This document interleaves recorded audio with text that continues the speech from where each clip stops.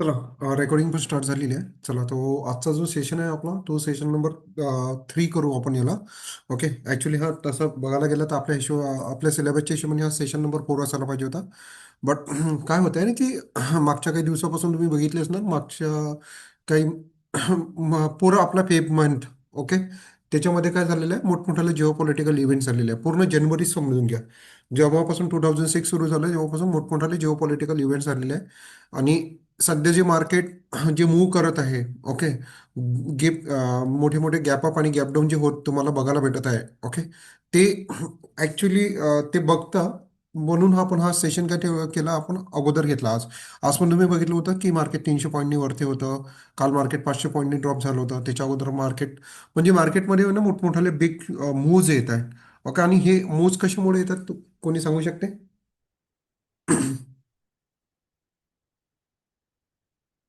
बोला.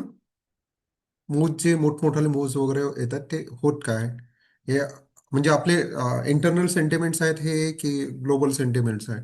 नाही, हे ग्लोबल सेंटिमेंट ग्लोबल सेंटिमेंट्स सेंटिमेंटच. आहेत सिम्पल. ज्याच्यामध्ये आपल्या इंडियामध्ये काही होत आहे का नाही? इंडियामध्ये काहीच नाही होत आहे. It's all about global sentiments. Global sentiments काय आहेत? ओके. इंडियन मार्केटमध्ये असं काही झालं आहे का की इंडियाचे कुठलं इलेक्शन आलं त्याच्यामुळे रॅली बघायला भेटत आहे? नाही. हे कम्प्लिटली जे मार्केट आपलं जे मूव्ह होत आहे. ओके. जे कम्प्लिटली मार्केट जे मूव्ह होत आहे ते पूर्ण पूर्ण कुठल्या इव्हेंटवर मूव्ह होत आहे? Global events. याच्यामध्ये सर्वात पहिली सुरुवात झालेली टेरिफ वॉरपासनं.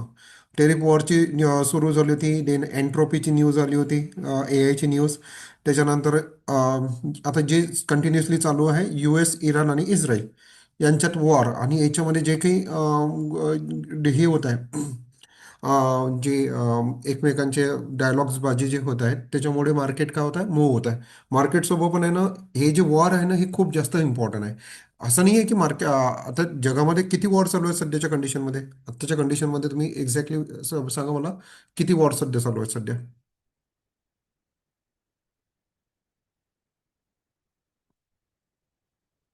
दोन सर. तर तीन तीन तीन चालू चालू आहेत. आहेत सर, तीन. तीन चालू आहे हा. सर, तीन. तीन कुठले कुठले? अफगाणिस्तान पाकिस्तान एक आहे. अफगाणिस्तान, पाकिस्तान, हो, राईट. हम्म? इराण US इराण, आहे अमेरिका आणि आणि युक्रेन, रशिया. युक्रेन आणि रशिया. ओके. तर बाकी अफगाणिस्तान आणि पाकिस्तान आणि रशिया आणि युक्रेन याचा इम्पॅक्ट पडला आहे का? आपण आतापर्यंत हे रशिया युक्रेन तर केव्हापासून चालू आहे? 4 वर्ष झालेले आहे. अफगाणिस्तान पाकिस्तान त्यांच्यातच फाईट करत आहेत माहितीने तेव्हा जेव्हा वॉर झालं होतं तेव्हा घंटा फरक नाही पडला आपल्याला. बट जे हे जे वॉर आहे US आणि इराण याचा खूप मोठा इम्पॅक्ट पडला. हे समजायला पाहिजे की जगामध्ये तसे 3 वॉर चालू आहेत सध्या तसं बघायला गेलं तर अफगाणिस्तान पाकिस्तानचं चालू आहे. US इराणचं चालू आहे आणि रशिया युक्रेन तर कंटिन्यू चालूच आहे. ओके. बट मार्केटला या तिन्ही वॉरपैकी जो सर्वात मोठा इम्पॅक्ट जो वॉरचा पडला तो पडला आहे US आणि इराण. US इराण किंवा इस्रायल इराण म्हणा. ओके. या वॉरचा सर्वात जास्त इम्पॅक्ट आपल्याला बघायला भेटला. ओके. आपण काय म्हणतो की मार्केटमध्ये जेव्हा वॉर सिच्युएशन येते तेव्हा मार्केट खाली किंवा वर होते. पण ते डिपेंड करते की कुठल्या 2 कंट्रीज इन्व्हॉल्व्ह झालेल्या आहेत वॉरमध्ये. ओके. ह्या सर्व गोष्टीचा इम्पॅक्ट काय होते आपल्या मार्केटवर होते. तर US आणि इराण किंवा इस्रायल आणि इराण याचं इम्पॉर्टन्स खूप वाढलेलं आहे आणि तुम्ही बघू शकता मार्केट एकदम लोएस्टला आलेलं आहे. इमॅजिनही नाही केलं होतं आपण की 23,700 पर्यंत मार्केट येणार. ते लो टच करून मार्केट गेलेलं आहे लोवेस्टला. ओके. सो हे जे काय होत आहेत ना जे काही इव्हेंट्स होत आहेत ना हे ग्लोबल ग्लोबल फॅक्टर्स आहेत. वॉर म्हणा की टेरिफ वॉर जे ट्रम्पनी आलं होतं किंवा AIची न्यूज होत्या किंवा मधात जे फेडची मीटिंग्स वगैरे झाल्या त्या सर्व गोष्टी हे काय आहेत ग्लोबल इव्हेंट्स आहे आणि ग्लोबल इव्हेंटलाच आहे ना आपलं इंडियन मार्केट रिॲक्ट करत आहे. हे तर तुमच्या लक्षात आले ना. त्याच कारणामुळे काय केलं आपण हा सेशन आज अगोदर ठेवला. कारण काही गोष्टी आहे ना तुम्हाला समजायला हव्या का पुढे जाण्याच्या अगोदर. कारण आपल्याला काय करायचं असते ऑप्शन सेलिंगमध्ये आपण काय करतो की मार्केटमध्ये स्ट्रॅटेजी घेतो. स्ट्रॅटेजी घ्यायसाठी सर्वात इम्पॉर्टंट का राहते माहिती आहे का? मार्केटमध्ये जर स्ट्रॅटेजी घ्यायची असणार आपल्याला तर सर्वात इम्पॉर्टंट का राहते? आपल्याला रेंज काढावं लागते. आता मला जर एखादी स्ट्रॅटेजी घेत असणार मी. ओके. कुठलीही स्ट्रॅटेजी असो मार्केटमध्ये जर एखादी स्ट्रॅटेजी मी घेत आहो. ओके. लाईक दिस काही पण स्ट्रॅडल म्हणा किंवा स्ट्रँगल म्हणा किंवा डायरेक्शनल म्हणा नॉन डायरेक्शनल म्हणा. याच्यामध्ये आहे ना सर्वात इम्पॉर्टंट जे राहते ना आपल्यासाठी ते हे राहते की रेंज. मार्केटची रेंज. मार्केट कुठल्या रेंजमध्ये राहू शकते? ओके. मार्केटची रेंज जर आपण काढली की हां 2,000 पॉईंटच्या आत मार्केट राहू शकते किंवा मार्केट 23,700च्या वरतीच मार्केट जाणार. ओके, याच्यावरतीच मार्केट राहणार किंवा 23,700च्या खालीच मार्केट राहणार. ते आपल्या व्ह्यूवर काय राहते, आपण आपण जो व्ह्यू बनवतो मार्केटबद्दल जो व्ह्यू बनवतो, त्याप्रमाणे आपण काय करतो, स्ट्रॅटेजी डिप्लॉय करतो. तुम्ही जर बघितलं असणार तर आपण आता लॉंग टर्मच्या स्ट्रॅटेजीजमध्ये ट्रेड करत आहोत. ते पण तुम्हाला क्लिअर झालं असणार की लॉंग टर्म का, की कारण याच्या अगोदरचा जो सेशन होता तो आपला कशावर होता, आय व्हीवर. आय व्ही मध्ये आपण शिकलो होतो आय व्हीच्या 3 रेंज राहतात, लो रेंज, मिडल रेंज आणि हाय रेंज. जेव्हा हाय रेंजमध्ये ते आपण लॉंग टर्मच्या स्ट्रॅटेजीजला ट्रेड करतो, मिडल रेंजमध्ये आपण मंथलीला ट्रेड करतो, आणि लो रेंजमध्ये जेव्हा राहतात तेव्हा विकलीमध्ये आपण ट्रेड करतो. गोष्टी आता तुम्ही जर बघसाल ना तर स्टेप बाय स्टेप आपण धीरे धीरे पुढे जातो. आता मार्केटची सर्वात जास्त रेंज जर काढायची असणार ना तर अलग अलग गोष्टी राहतात. सर्वात पहिले आपण चार्ट्स बघितलं होतं. चार्ट्समध्ये आपण बघितलं सप्लाय आणि डिमांड झोन, राईट. सप्लाय आणि डिमांड झोन बघितला. त्याच्यानंतर डेफिनेटली व्हॉल्युम्स वगैरे ह्या गोष्टी मॅटर करतात. त्याच्यानंतर आय व्ही मॅटर करते.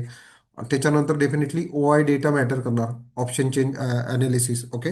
बट ओ आय डेटापेक्षाही आहे ना, सर्वात जास्त जी गोष्ट आत्ता मॅटर करत आहे ते आहे तुमचा ग्लोबल फॅक्टर्स. ग्लोबल फॅक्टर्स का आहे, याच्यावर काय करत आहे मार्केट, कम्प्लिटली मुवमेंट्स देत आहे. ग्लोबल फॅक्टर्सवरच काय देत आहे मार्केट, मुवमेंट देत आहे. त्याच कारणामुळे काय केलं आपण, हा सेशन अगोदर ठेवला ओ आयच्या अगोदरही. कारण ओ आय पेक्षा डेटा मार्केट कशाला मूव्ह होत आहे, ग्लोबल फॅक्टर्सवर. आता आजच्या सेशनमध्ये जे काही ग्लोबल फॅक्टर्स आपण बघणार ते डायरेक्टली आता कंटिन्युअस करंटली मार्केटमध्ये होत आहे. आणि एक एक फॅक्टर्स आपण डिसाईड करू की ज्याच्यावर मार्केट काय देत आहे, रिॲक्शन देत आहे. ये वॉर तर सुरू आहे, पण वॉर सोबत आहे ना बॅकग्राऊंडमध्ये खूप साऱ्या गोष्टी होत आहे. ओके, त्या गोष्टी समजाव्या लागणार. त्या गोष्टी तुम्ही समजल्या, तुमच्या गोष्टी त्या लक्षात आल्या की या गोष्टी पण बघावं लागतात किंवा या गोष्टीचा असा इम्पॅक्ट होते, तर तुम्ही मार्केटला अलग वेनी बघणं स्टार्ट करता. तर सर्वात इम्पॉर्टंट हे ग्लोबल फॅक्टर्स काय असते, हे थिअरॉटिकल आहे, बट समजून घ्या हे काय असतात, की तुमचे काय असतात ते इंटरनॅशनल पॉलिटिकल इव्हेंट्स असतात. आता हे जे काही आहे ना हे सर्व पॉलिटिकल इव्हेंट्स चालू आहे. जे वॉर वगैरे आहे ना हे पॉलिटिक्सच आहे, युएस आणि इराणची. युएसची ते पॉलिटिक्सच आहेत. ओके. आणि हे पॉलिटिकल इव्हेंट्स असतात, इकॉनॉमिकल असतात, जे मार्केटवर काय करतात, डायरेक्टली इव्हेंट इम्पॅक्ट करतात. हे जे ग्लोबल फॅक्टर्स असतात ना, हे आहे ना सेंटिमेंट्स, आपले जे सेंटिमेंट्स असतात ना ते सेंटिमेंट चेंज करत राहतात. याच्यामध्ये आहे ना इन्व्हेस्टर सेंटिमेंट जे राहतात, जे आपण जनरली मार्केटमध्ये कोण असतात, मेजर इन्व्हेस्टर असतात. ट्रेडर तर आहोत, ठीक आहे, डेफिनेटली आपण ट्रेडर्स आहोत. बट मार्केट जे चालते ते इन्व्हेस्टरवर चालते. ओके. मग एफ आय एस आले, डी आय एस आले आणि रिटेल ट्रेडर्स आले, रिटेल इन्व्हेस्टर आले. ओके. हे इन्व्हेस्टरचं सेंटिमेंट्स हे जे काय करतात, जे ग्लोबल फॅक्टर्स काय करतात, चेंज करत राहतात. याच्यामध्ये ट्रेड डील आलंय, ऑइल प्राइसेस आलेलं आहे, कॅपिटल फ्लो म्हणजे आता आपण ते पण डिस्कस करणार, कॅपिटल फ्लो म्हणजे काय. या सर्व गोष्टी काय करतात, मार्केटला इम्पॅक्ट करतात. यालाच ग्लोबल फॅक्टर्स म्हणतात. ग्लोबल फॅक्टर्समध्ये ज्या इम्पॉर्टंट गोष्टी आहेत ना त्या वन बाय वन आपण डिस्कस करणार आहोत. सर्वात जे मेन ग्लोबल फॅक्टर्स आहे, जे इंडियन स्टॉक मार्केट, इंडियन इथं ॲक्च्युली इंडियननी लिहायला पाहिजे, स्टॉक मार्केटमध्ये आलं पाहिजे किंवा पूर्ण स्टॉक मार्केटला. फक्त हे जे ग्लोबल फॅक्टर आहे फक्त ते आपल्या मार्केटला इम्पॅक्ट नाही करत, हे ऑल ओव्हर द वर्ल्डच्या मार्केटला इम्पॅक्ट करतात, इवन इन्क्लुडिंग तुमचे currency market, crypto market. Okay. सर्वात पहिला जो ग्लोबल फॅक्टर राहतो तो डायरेक्टली इम्पॅक्ट करतो, तो राहते तुमचा वॉर सिच्युएशन. नंतर राहते तुमचं oil price. Okay. Crude oils वगैरे तुम्ही बघितलं काल मार्केट 500 पॉईंटने ड्रॉप झालं होतं. का झालं होतं, कारण क्रूड ऑइल 119 $120 टच झालं होतं, राईट. त्याच्यामुळे काय झालं होतं, मार्केट 500 पॉईंटने ड्रॉप झालं होतं. ट्रेड वॉर्स, जे वॉर्स होत राहतात, ट्रेड वॉर्स याच्या अगोदर पण आपण बघितलं होतं की जे आपले टेरिफ वॉर सुरू झालं होतं त्यालाच ट्रेड वॉर्स म्हणतो आपण. ट्रेड वॉर्स आणि सँक्शन, अलग अलग देशावर अलग अलग सँक्शन्स पण राहतात, त्याचा पण इम्पॅक्ट पडते, ट्रेड वॉर्स पण इम्पॅक्ट पडते. ट्रेड वॉर्स कुठल्या 2 देशांमध्ये होत आहेत त्याच्यावर इम्पॅक्ट पडते.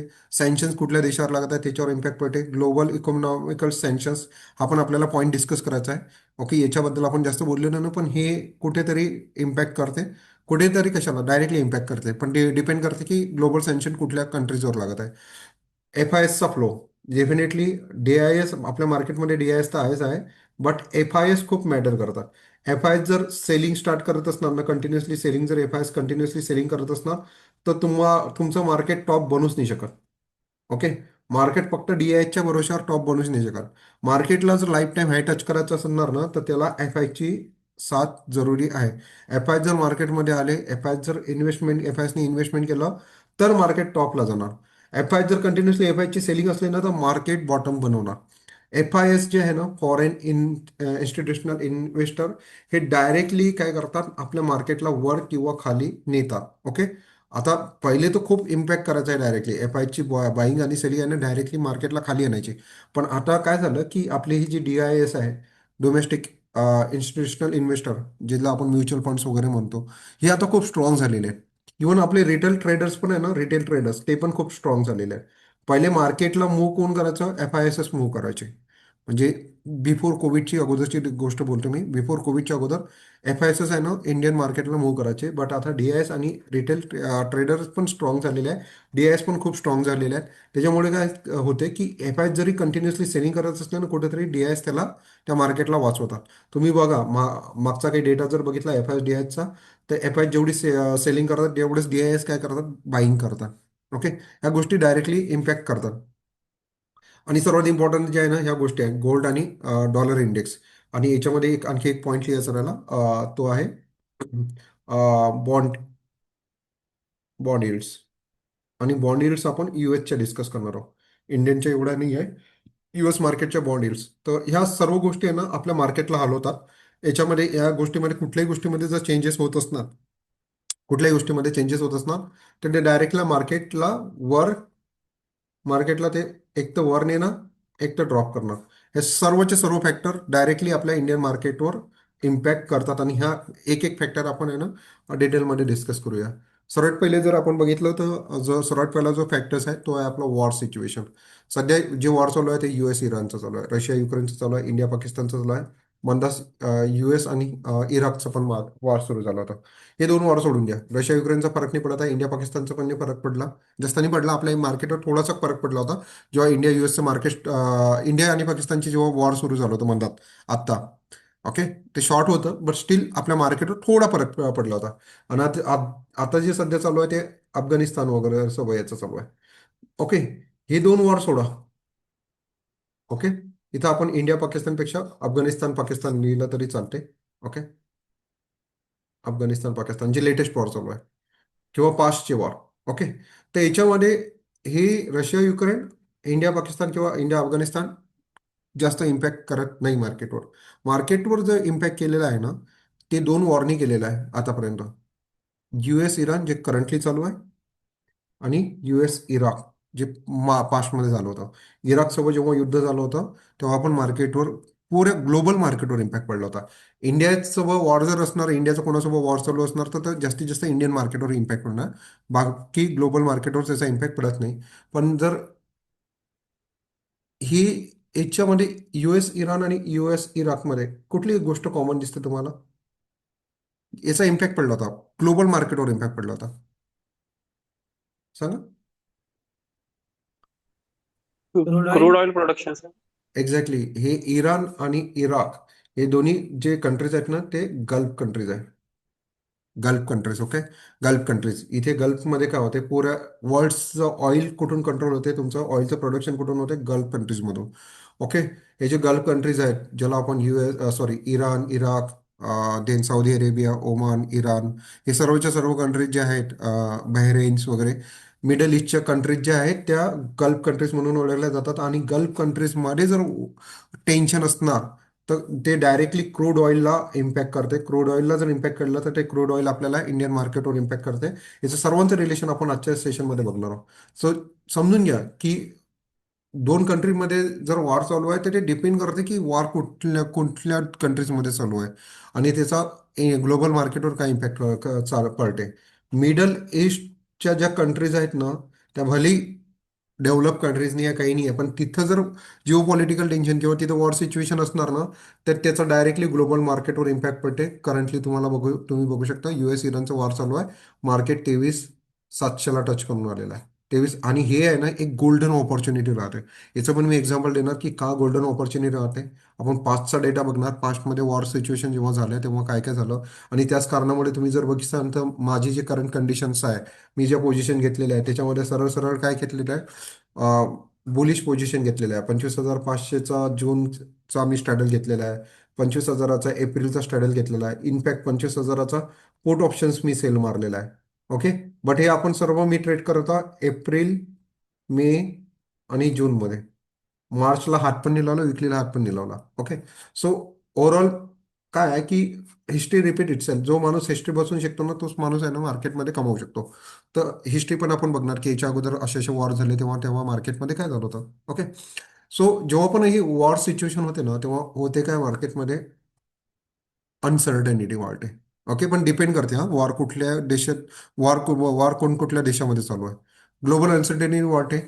इन्व्हेस्टर काय करतात, इन्व्हेस्टर. ओके. आता इन्व्हेस्टर इथं FIS पण आले, DIS पण आले आणि रिटेल ट्रेडर पण आले. ओके. रिटेल ट्रेडर पण आले. हे काय करतात, पैसे काय ना त्याचे मार्केट म्हणून काढतात आणि सेफ ॲसेटमध्ये पैसे ट्रान्सफर करतात. इक्विटी मार्केट जे आहे, दोन टाईपचे मार्केट मार्केट बघून घ्या. इक्विटी मार्केट असते, गोल्ड मार्केट असते आणि एक आहे ना बॉन्ड मार्केट असते. लक्षात ठेवा. ओके. इक्विटी आहे ना हे अनसेफ समजल्या जाते किंवा रिस्की ॲसेट समजल्या जाते. रिस्की. ओके. हे गोल्ड आणि बॉन्ड जे आहे ना हे आहे ना सेफ ॲसेट समजल्या जाते. ओके. हे समजून घ्या. जेवढा पण पैसा असते ना पुऱ्या ग्लोबल मार्केटमध्ये, जेवढा वर्ल्डमध्ये जेवढा पण पैसा आहे ना ते या डिफरंट डिफरंट ॲसेट क्लासमध्ये काय होतो, ट्रान्सफर होतो. ओके. इक्विटी, गोल्ड आणि बॉन्ड, आणि ह्याच गोष्टी आपण आज डिस्कस करणार आहोत. तर ही जेव्हा वॉर सिच्युएशन जेव्हा होतात ना, वॉर सिच्युएशन जेव्हा कधी पण होतात ना, तर वॉर सिच्युएशनमध्ये होते काय की तुमचं जे हे राहते, जे इन्व्हेस्टर राहतात ते इक्विटी मार्केटमधून पैसा काढतात आणि सेफ ॲसेटमध्ये पैसा ठेवतात. सेफ ॲसेटमध्ये गोल्ड येणार, बॉन्ड पण येतात. याच्यामध्ये पैसे काय करतात ते मूव्ह करतात. जर मार्केटमधून जर पैसा निघत असणार तर डेफिनेटली मार्केट आणखी खाली येणार. मार्केटमधून जर पैसा निघत असणार तर मार्केट आणखी खाली येणार. फॉरेन इन्व्हेस्टर काय करतात, जे असतात FIS, तुम्ही बघून घ्या. युद्ध चालू आहे. युद्ध चालू असताना मार्केट कंटिन्युअसली खाली येत आहे. FIS ची सेलिंग होत आहे कंटिन्युअसली. FIS काय करत आहे, सेलिंग करत आहे, बाईंग नाही करत आहे. FIS काय करतात, पुरे इक्विटीमधून पैसा काढतात. मार्केटमध्ये ओलॅटिलिटी वाढते. वॉर सिच्युएशन आहे, मार्केटमध्ये ओलॅटिलिटी वाढते. IB 13 वरून, 13 कशाला 11 होते, 11 वरून IB 25ला गेली. राईट. किती पर्सेंटनी हाईक झाली, 150%नी म्हणू शकतो आपण. त्याचे 150%नी काय केलं, मागच्या एका महिन्यात IB वाढली. 11 वरून डायरेक्ट कुठे गेली, 25ला. मार्केटमध्ये ओलॅटिलिटी वाढते. ओके. मार्केटमध्ये मोठमोठ्या मूव्स पाहायला भेटतात. काल आपण 500 पॉईंटचा ड्रॉप बघितला, आज 300 पॉईंटचा गॅपअप आपल्याला दिसत होता गिफ्ट निफ्टीमध्ये. भले मार्केट मोठ्या गॅपअपने ओपन नाही झालं पण क्लोजिंग होता होता 24,300च्या आसपास गेलंच. ओके. कुठे मार्केट काल 23,700ला होता, आज मार्केट 24,300ला. किती पॉईंटचा गेन एका दिवसामध्ये, 600 पॉईंटचा. हे जे मूव आहे ना हे मार्केटमध्ये, हे एका कुठल्याही ऑप्शन सेलरला आहे ना हार्ट अटॅक देणाऱ्या गोष्टी असतात ह्या. हे जे मोठमोठाले मूव्ज असतात ना, या कुठल्याही ऑप्शन सेलरला हार्ट अटॅक देऊ शकतात. पण ते ऑप्शन सेलिंग ते तेव्हा हार्ट अटॅक देणार जेव्हा आपण ते विकली मध्ये ट्रेड करणार किंवा विदाऊट हेज जाणार तेव्हा. पण आपल्या अजूनही सेलिंगच्या पोझिशन्स आहेत. आपल्याला हार्ट अटॅक किंवा आपल्याला इम्पॅक्ट का नाही पडत आहे की आपण दूरच्या गोष्टीमध्ये ट्रेड करत आहोत. दूरच्या गोष्टीला मध्ये ट्रेड करत आहोत आणि विथ हेज ट्रेड करत आहोत. तर हे हे लक्षात ठेवा.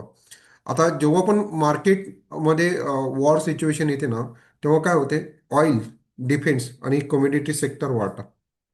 ऑइल वाढते. लक्षात ठेवा. जेव्हा जेव्हा लक्षात घ्या तुम्ही, जेव्हा मार्केटमध्ये वॉर सिच्युएशन असणार सर्वात पहिले तुमचं जे असतं ना क्रूड ऑइल वाढून जाते. ओके.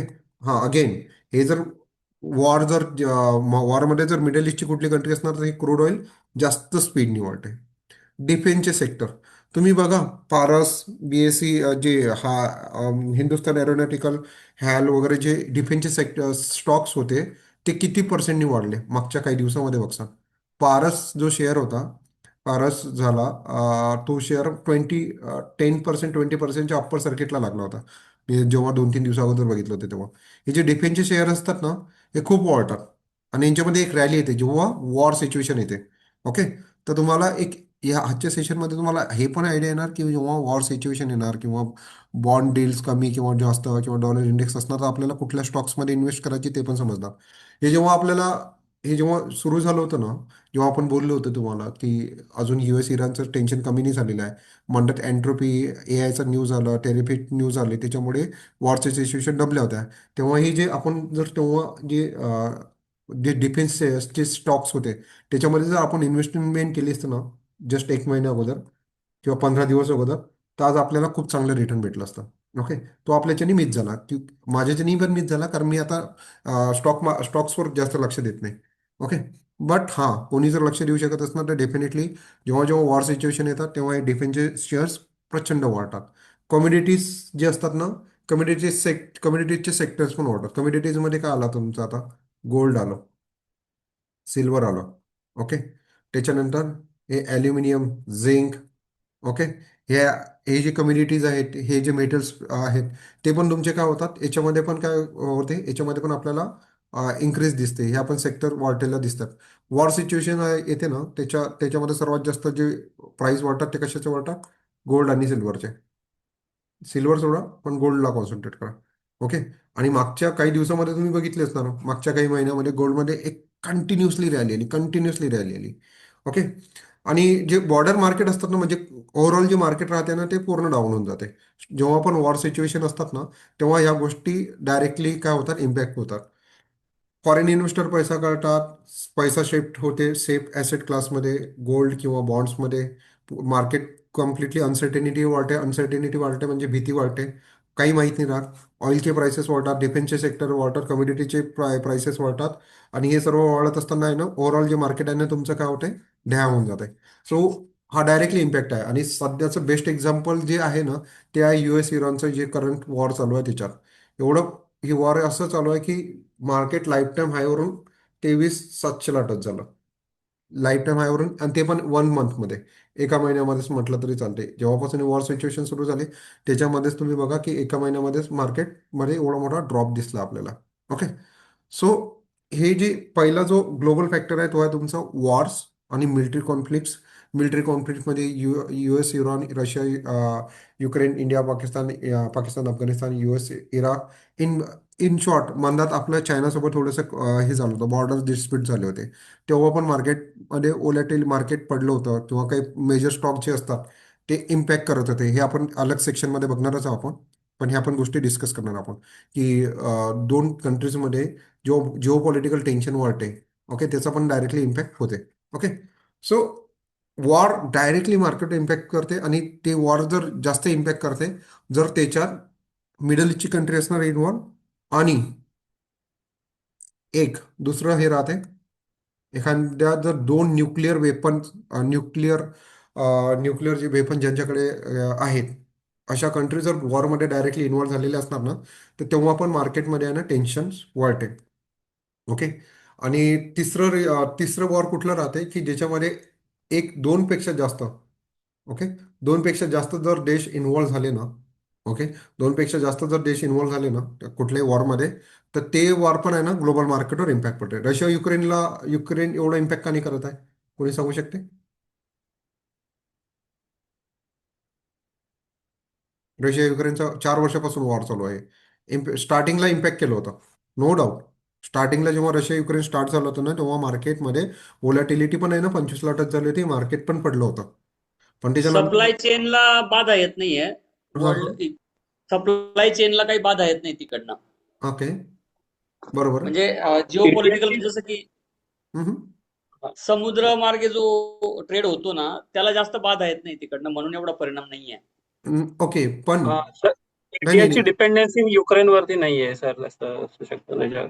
राईट. बट मी तुम्हाला सांगतो, रशिया युक्रेन जेव्हा वॉर स्टार्ट झालं होतं ना, तेव्हा मार्केट पडलं होतं आणि IB 25ला टच झाली होती. आपण म्हणतो ना, आता तुम्ही काय बोलले की सप्लाय चेन डिस्टर्ब नाही होत आहे, किंवा डिपेंडन्सी नाही आहे. ओके. युक्रेन छोटासा देश आहे, बट स्टील मार्केट पडलं होतं आणि 25ला गेली होती. रिझन आठवते?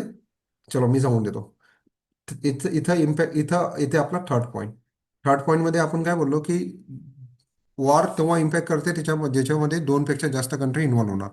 युक्रेन आणि रशियामध्ये जे वॉर झालं होतं, ओके, ते समजून घ्या. ते कशामुळे झालं होतं? नॅटो. युक्रेन नॅटोमध्ये येण्यासाठी अप्लिकेशन केलं होतं, रशियाचा त्याला अपोज होता, म्हणून रशियाने डायरेक्टली युक्रेनवर वॉर केलं होतं. युक्रेन जर नॅटोमध्ये आला असता तर नॅटोची बॉर्डर जे नॅटो आहे ना, रशियाच्या बॉर्डरवर पोहोचली असती. आणि रशियाला ते एक थ्रेट आहे की नॅटो त्याच्या बॉर्डरपर्यंत येऊन पोहोचलो. नॅटो आणि US काय डायरेक्ट डिलिंग आहे. एकमेकाला सपोर्ट करतात. म्हणजे नॅटो जर रशियाच्या बॉर्डरवर पोहोचला तर US in short US directly रशियाच्या बॉर्डरवर पोहोचला. आणि हा रशियासाठी सर्वात मोठा थ्रेट आहे. तर जेव्हा रशिया आणि युक्रेनचं वॉर सुरू झालं होतं ना, तेव्हा असं झालं होतं की नॅटोच्या ज्या कंट्रीज आहेत, ओके, त्या पण या वॉरमध्ये जम्प करणार. युएस याच्यामध्ये जम्प करणार असं झालं होतं. असा सिनेरिओ तेव्हा तयार झाला होता. तेव्हा खूप साऱ्या गोष्टी आम्ही तेव्हा तर पोलंडमध्येच होतो. ओके. तेव्हा आम्हाला माहित होतं की काय चालू होतं. युक्रेन आमच्या शेजारीच आहे. जास्तीत जास्त 150 किलोमीटरवर बॉर्डर आहे इथं युक्रेनची. माझ्या सिटीपासून. ओके.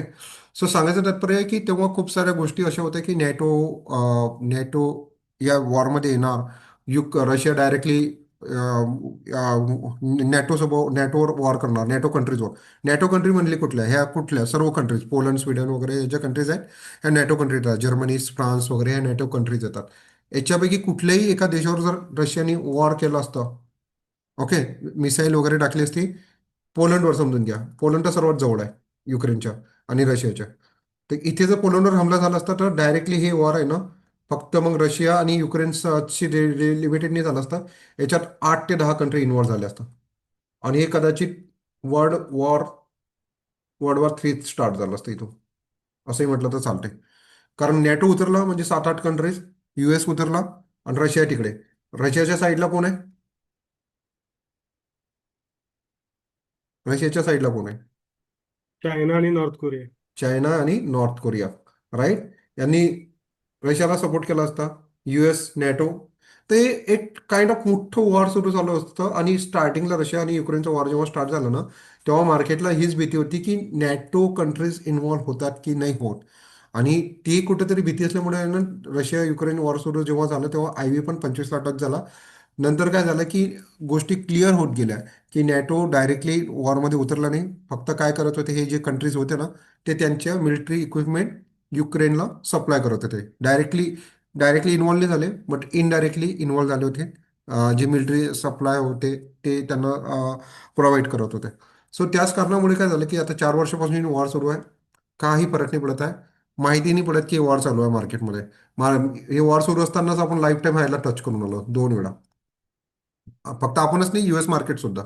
सो समजून घ्या की ह्या गोष्टी अशा वर्क होतात. ओके. तर तिसरा पॉईंट आहे आपला, कुठल्याही वॉरमध्ये वॉर सिच्युएशन जेव्हा होत आहे ते डिपेंड करतं की कुठल्या 2 कंट्रीजमध्ये वॉर होत आहे. त्याचा ग्लोबली तो देश किती इम्पॉर्टंट आहे. मिडल ईस्टचे जसे कंट्रीज इम्पॉर्टंट आहेत. ओके. आणि डेफिनेटली याच्यामध्ये न्यूक्लिअर जे कंट्रीज आहेत ते त्याच्यात इन्व्हॉल्व आहेत का. आणि थर्ड पॉईंट, 2पेक्षा जास्त कंट्रीजमध्ये वॉर सिच्युएशन स्टार्ट होत आहे का. आणि डेफिनेटली मेजर इकॉनॉमी जे आहेत किंवा मेजर मिलिटरी पॉवर जे आहेत, India, sorry, US, Iran, sorry, US, Russia, okay, Germany, India, Pakistan, जे बाकी जे आहेत, जे मिलिटरीमध्ये आपण जे म्हणतो पॉवरफुल 10 कंट्रीज, ते जर कुठंतरी इन्व्हॉल्व्ह झालेले असणार तर त्या आपण गोष्टीचा इम्पॅक्ट होते. छोटे मोठे वॉरनी इम्पॅक्ट पडत नाही मार्केटवर. सो वॉर सिच्युएशन समजून घ्या. आणि war situation is always opportunity राहते. वॉर सिच्युएशनमध्ये काय होते की मार्केट ऑलवेज डाऊन होते, मार्केट पळते. बट मार्केटची हिस्ट्री आहे, आपण ग्राफमध्ये पण बघणार की जेव्हा मार्केटमध्ये वॉर सिच्युएशन आहे मार्केट पळते.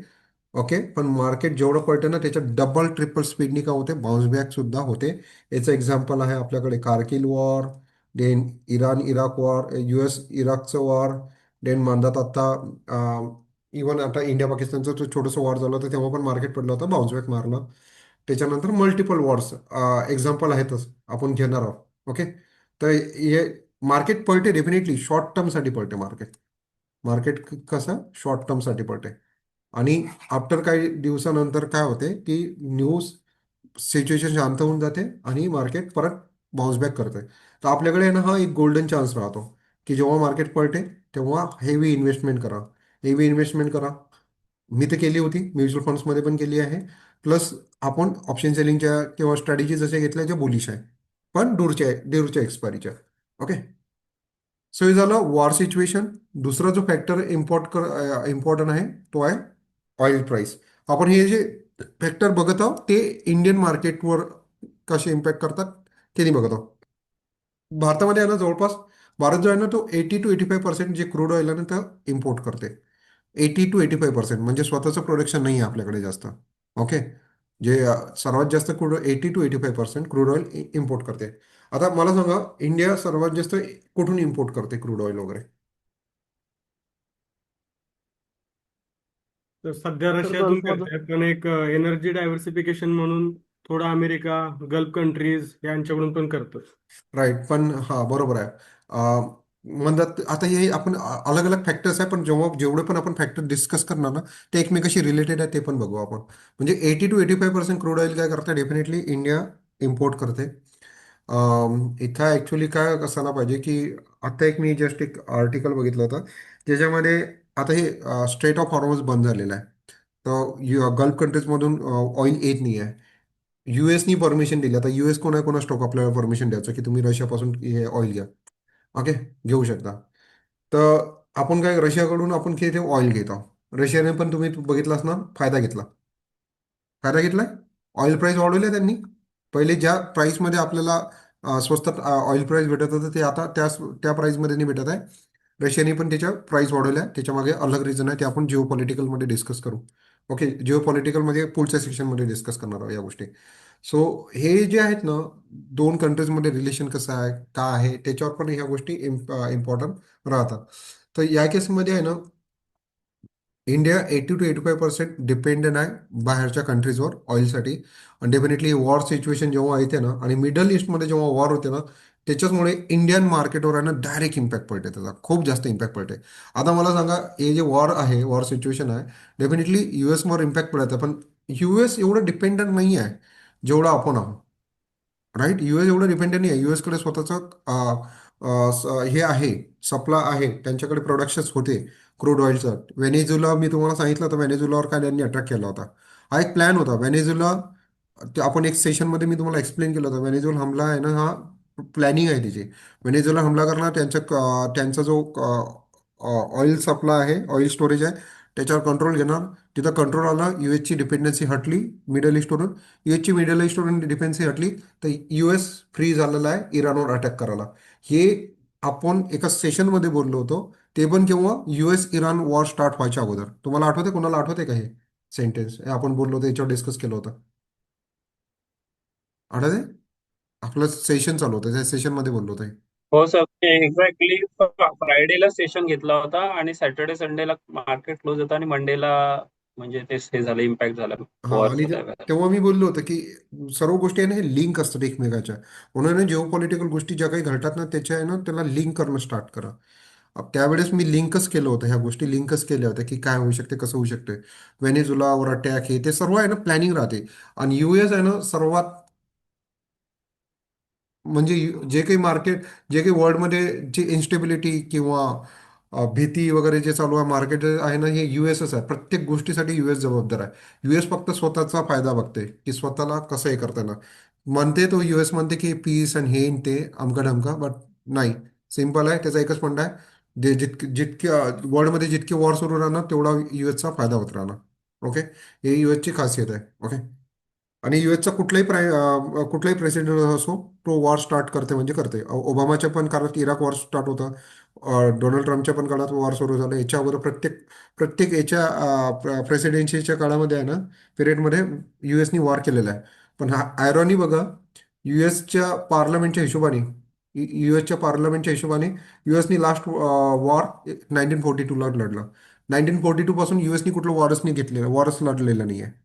ओके, त्यांच्या पार्लमेंटच्या डेटाच्या हिशोबाने 1942 हे त्यांचं लास्ट वॉर होतं. त्याच्यानंतर युएसने कुठल्याही वॉरमध्ये पार्टिसिपेट केलं नाही किंवा वॉर कुठल्याही प्रकारचं लढलेलं नाही, अशी त्यांची पार्लिमेंट म्हणते. आणि बाकीचे जे काही वॉर झाले ना, त्याला ते हे म्हणते की वर्ल्डमध्ये पीस आणण्यासाठी त्याची हे मोहीम आहे.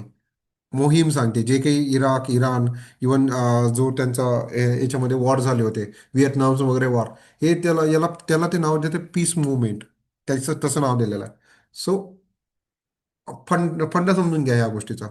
जर आता जर ऑइल प्रोड्युसिंग जे रिजन्स आहे मिडल ईस्ट, याच्यामध्ये जर जिओ पॉलिटिकल टेन्शन होत असणार ना, तर यांनी काय होते की ऑइल प्राईस वाढतात. सध्या युएस इराणचं वॉर चालू आहे, ऑइल प्राईस 120ला गेली. जसं एक त्यांचं स्टेटमेंट आलं काल संपते. Okay, US price, dollar price 90ला आली. आज रात्रभरात काहीतरी स्टेटमेंट येणार, परत 120ला जाऊ शकते. ओके, परत 70ला येऊ शकते. याची जनरली रेंज करायला 70-65 या रेंजमध्ये राहते. 70-65वरून डायरेक्ट 120ला जात आहे. 100% जर त्याच्यामध्ये जम्प येत आहे तर ह्या डायरेक्टली काय करतात, ह्या मार्केटला इम्पॅक्ट करतात. आणि मिडल ईस्टच्या ज्या कंट्रीज आहेत त्याच्यामध्ये जर जिओ पॉलिटिकल टेन्शन असणार तर हे ऑइल प्राईस वाढवतात.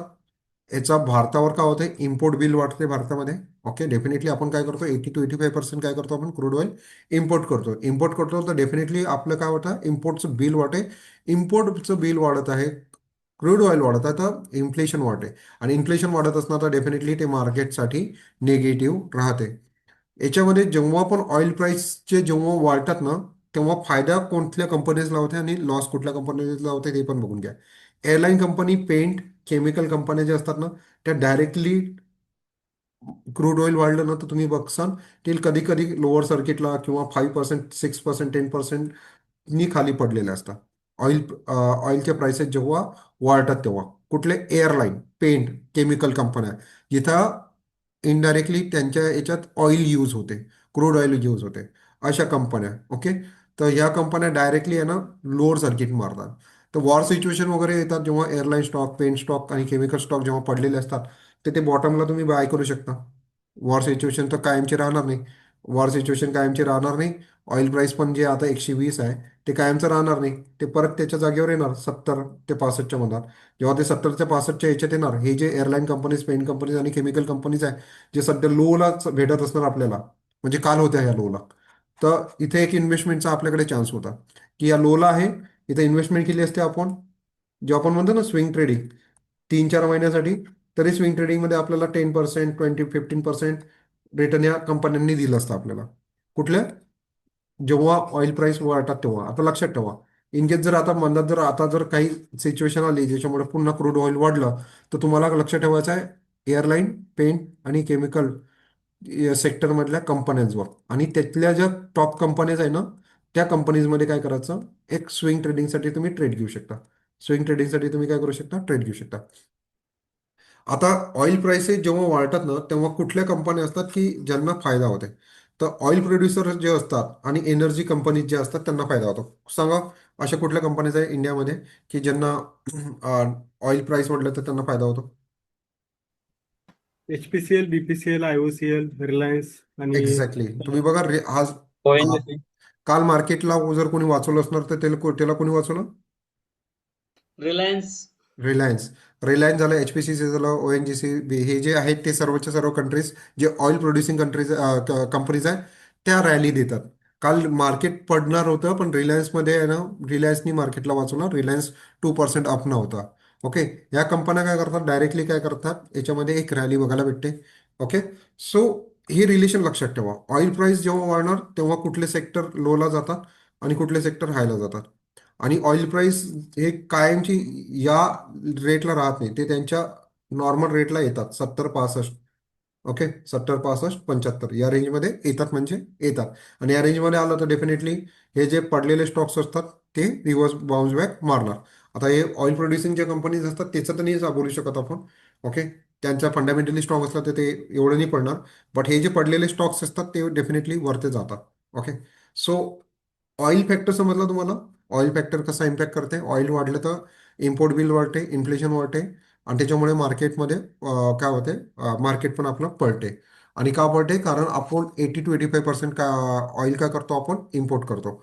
आणि हे मिडल ईस्ट मधल्या ज्या कंट्रीज असतात तिथं जर वॉर सिच्युएशन असणार की तिथं जेव्हा पॉलिटिकल टेन्शन सुरू झालं ते हे ऑइलचे प्राइसेस वाढतात. ओके, थर्ड जो फॅक्टर आहे ना तो आहे तुमचा trade Wars. Okay, trade Wars आणि सँक्शन्स. ओके, आता हे ट्रेड वॉर तर ते सर्वात इम्पॉर्टंट ट्रेड वॉर तर आत्ताच झालंय. तुमची बॅच एवढी लकी आहे की तुमच्या बॅचमध्ये सर्व इव्हेंट झाले. जेवढे पण आता इव्हेंट आपण बघणार आहोत ना हे सर्व तुमच्या बॅचमध्येच झालेले आहेत. ओके, सर्वात इम्पॉर्टंट याचं उदाहरण घेतलं तर चायना युनायटेड स्टेट वॉर.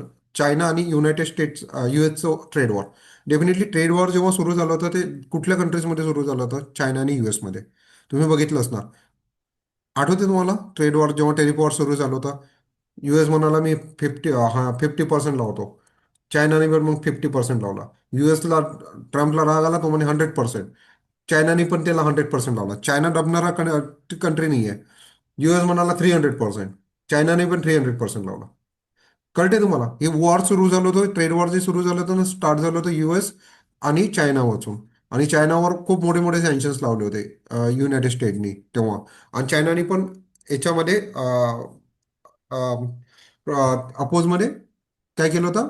पलटवार ट्रेड वॉरनेस केला होता. ते चायना आणि युनायटेडचे जेव्हा स्टार्टिंगला ट्रेड वॉर चालू झालं होतं, तेव्हा पण बघा मार्केटमध्ये काही गोष्टी, काही स्टॉक्स, काही गोष्टी वोलाटाईल झाले होते, मार्केट पडणं स्टार्ट झालं होतं. आणि त्याच्यानंतर ते ट्रम्प बाबांनी तर डायरेक्टली ट्रम्प जे टेरिफ वॉर आहे, ट्रेड वॉर आहे, ते पूर्ण कंट्रीजसोबत करून टाकलं होतं, इन्क्लुडिंग इंडिया. आता या गोष्टीचं तर तुम्ही बघितलं, ट्रेड वॉर जेव्हा सुरू झालं तेव्हा मार्केट किती खाली आलं. ओके. तुम्हाला आठवते ट्रेड वॉरमध्ये ते आपले जे टेरिफ होते ते 25%, 50%, असं चालू होतं. टेरिफ चार्जेस किती लागणार होते आपल्याला? आपल्यावर 50%. त्याच्यात त्यांनी धमक्या दिल्या, तुम्ही जर रशियापासून ऑइल घेत असणार तर आम्ही 150% टेरिफ चार्जेस लावू, एक्स्ट्रा टेरिफ चार्जेस लावणार. हे काय होतं? ट्रेड वॉर होतं. याच्यामध्ये तुम्ही बघसाल, मग एक न्यूज आली, मार्केट पडलं पडलं पडलं, खूप पडलं. आठवते तुम्हाला जेव्हा हे टेरिफ न्यूज चालू होत्या आणि ट्रेड डील व्हायची होती US आणि इंडियामध्ये, तेव्हा मार्केट खूप अनसर्टन होतं, मार्केट पडलं होतं. आणि मार्केटनी 1000 पॉईंटचा एकदा गॅप अप दिला होता. आठवते तुम्हाला? कधी?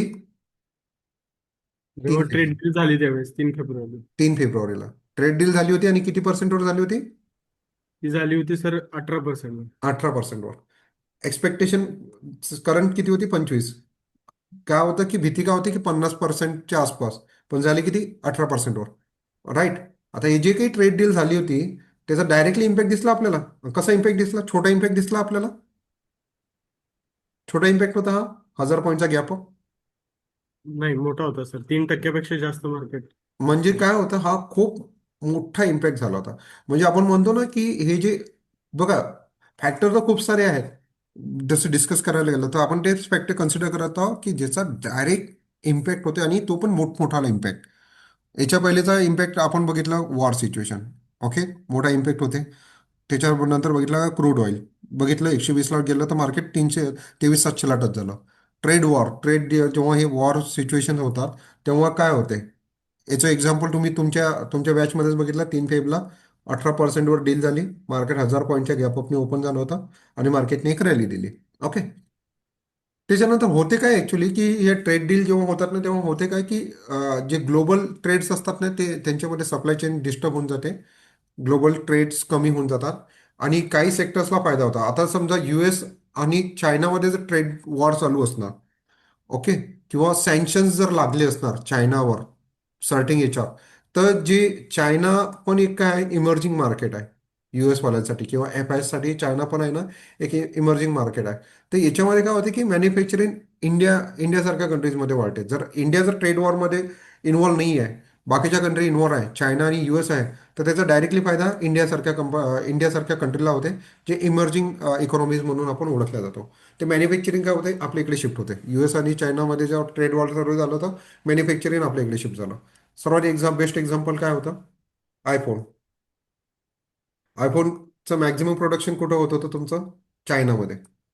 राईट.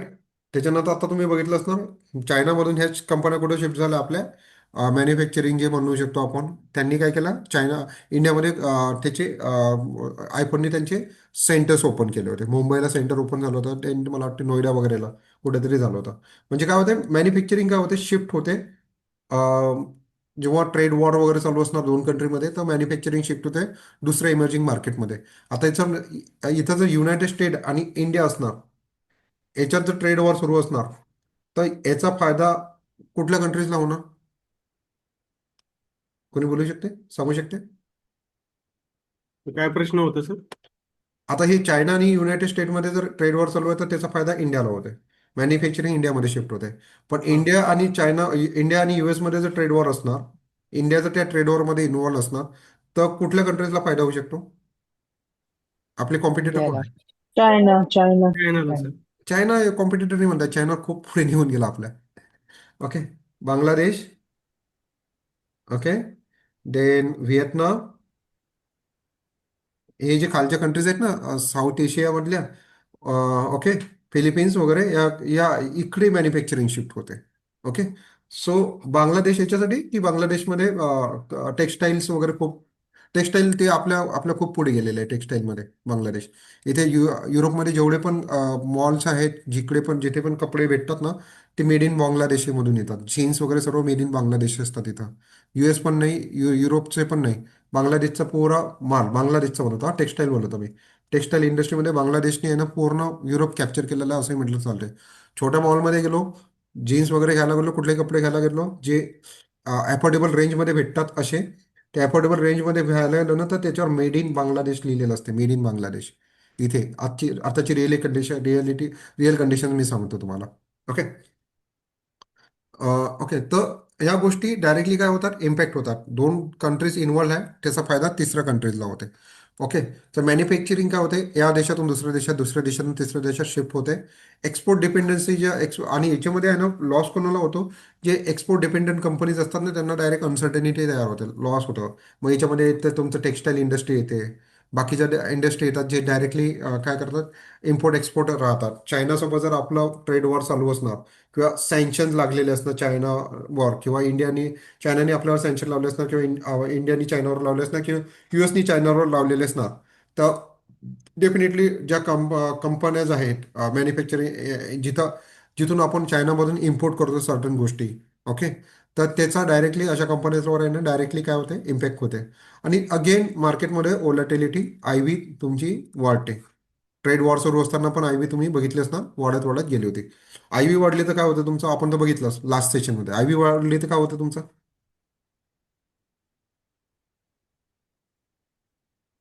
प्रीमियम महाग राहतो. प्रीमियम महाग होतात. सिम्पल. आपण ऑप्शन सेलिंगच्या भाषेत बोलू ना, प्रीमियम महाग होतात. ओके. तर जे काही आपण ग्लोबल फॅक्टर्स डिस्कस करत आहोत, ते IV वर इम्पॅक्ट करतात. प्रीमियमवर इम्पॅक्ट करते. प्रीमियम म्हणजे आपलं प्रॉफिट लॉस, त्याचं आपल्या स्ट्रॅटेजीज, त्याच्यावरच आपण काय करणार, मार्केटची रेंज करणार. ओके. सो हा झाला आपला थर्ड पॉईंट. चौथा पॉईंट जो आहे ना, हे असतं ग्लोबल सँक्शन्स. ओके. दोन, याचं एक बेस्ट एक्झाम्पल आहे रशिया. रशियावर आता, रशिया आणि युक्रेन वॉर जेव्हा सुरू झाला, रशियावर खूप सारे सँक्शन्स लागले होते, खूप सारे सँक्शन लागले होते. ओके. तर याच्यामध्ये आहे ना, जेव्हा असे मेजर कंट्रीज इन्व्हॉल्व आहे आणि त्या कंट्रीजवर सँक्शन्स लागले, तर त्याचा डायरेक्टली इम्पॅक्ट होते. आता रशियावर जेव्हा सँक्शन लागले, तर इंडियाने काय केलं, रशियाकडून खूप कमी किमतीमध्ये, चीप प्राईजमध्ये काय घेतलं, ऑइल घेणं स्टार्ट केलं. इवन वेपन्सवर आपण आहे ना टोटली डिपेंड आहोत कोणावर, रशियावर. राईट. रशियाकडून आपले मेजॉरिटी वेपन्स जे येतात ना आपले, ते रशियाकडून येतात, डिफेन्स सेक्टर. तर ते तेव्हा पण आपण त्यांच्या याच्यातून आहे ना खूप कमी प्राईसमधून ते आपण काय घेतले, वेपन घेतले. ऑइल प्राईस खूप कमी याच्यात घेतले होतं, कारण रशियावर काय होते, खूप साऱ्या कंट्रीजनी US नी सँक्शन्स लावले होते. तर त्याच्यामुळे काय झालं होतं की आपण लपून छपून काय करत होतो, ऑइल्स घेत होतो खूप कमी किमतीत. आणि तीच गोष्ट आहे ना US ला खटकली होती. US ला खटकली होती म्हणून त्यांनी सरळ म्हटलं होतं इंडियाला, की तुम्ही रशियापासून तुम्ही ऑइल घेता, म्हणजे डायरेक्टली तुम्ही काय करता, रशिया युक्रेन वॉरला तुम्ही सपोर्ट करता. रशियापासून तुम्ही ऑइल घेता, रशिया स्ट्रॉंग होत आहे म्हणून तो रशिया युक्रेन वॉर स्टॉप नाही होत आहे. त्यांनी डायरेक्टली एलिगेशन्स लागले होते असे. ओके. तर काय होते याच्यामध्ये, आपला जो स्टँड आहे ना इंडियाचा, तो न्यूट्रल आहे आपण. पण न्यूट्रल आहे ना, कधी कधी आपल्या अंगावर येऊन जातो. ओके. अंगावर कसा येतो ना, आपल्याला धडी साईड घेत आहेत ना, धडती साईड घेत आहेत. ओके. तर रशियाकडून ऑइल घेत होतो आणि US नी आपल्यावर पलटवार केला. राईट. सँक्शन्स लावले, आपल्यावर धमक्यावर धमक्या देत होता, त्याच्यानंतर ट्रेड डील्स वगैरे ते सर्व नाटक झालं होतं. हे तुम्ही पण बघितलं असणार. इव्हन आता न्यूज आली की स्ट्रेट ऑफ हॉर्मझ बंद आहे, म्हणून US नी आपल्याला परमिशन दिली की यू कॅन, म्हणजे बाबा तुम्ही रशियापासून आता ऑइल घेऊ शकता. पण कुठलं ऑइल घेऊ शकता, डायरेक्टली नाही. जर कुठलं एखादी शिप असणार, जे कुठेतरी अटकली असणार, आणि जे युरोपला जायचं असणार तिला, आणि ती आता युरोपला नाही जाऊ शकत असणार आणि कुठेतरी समुद्रात अटकलेली असणार, तर त्या शिपमधलं तुम्ही ऑइल घेऊ शकता. डायरेक्ट नाही घेऊ शकत. हे US नी आपल्याला सांगितलं.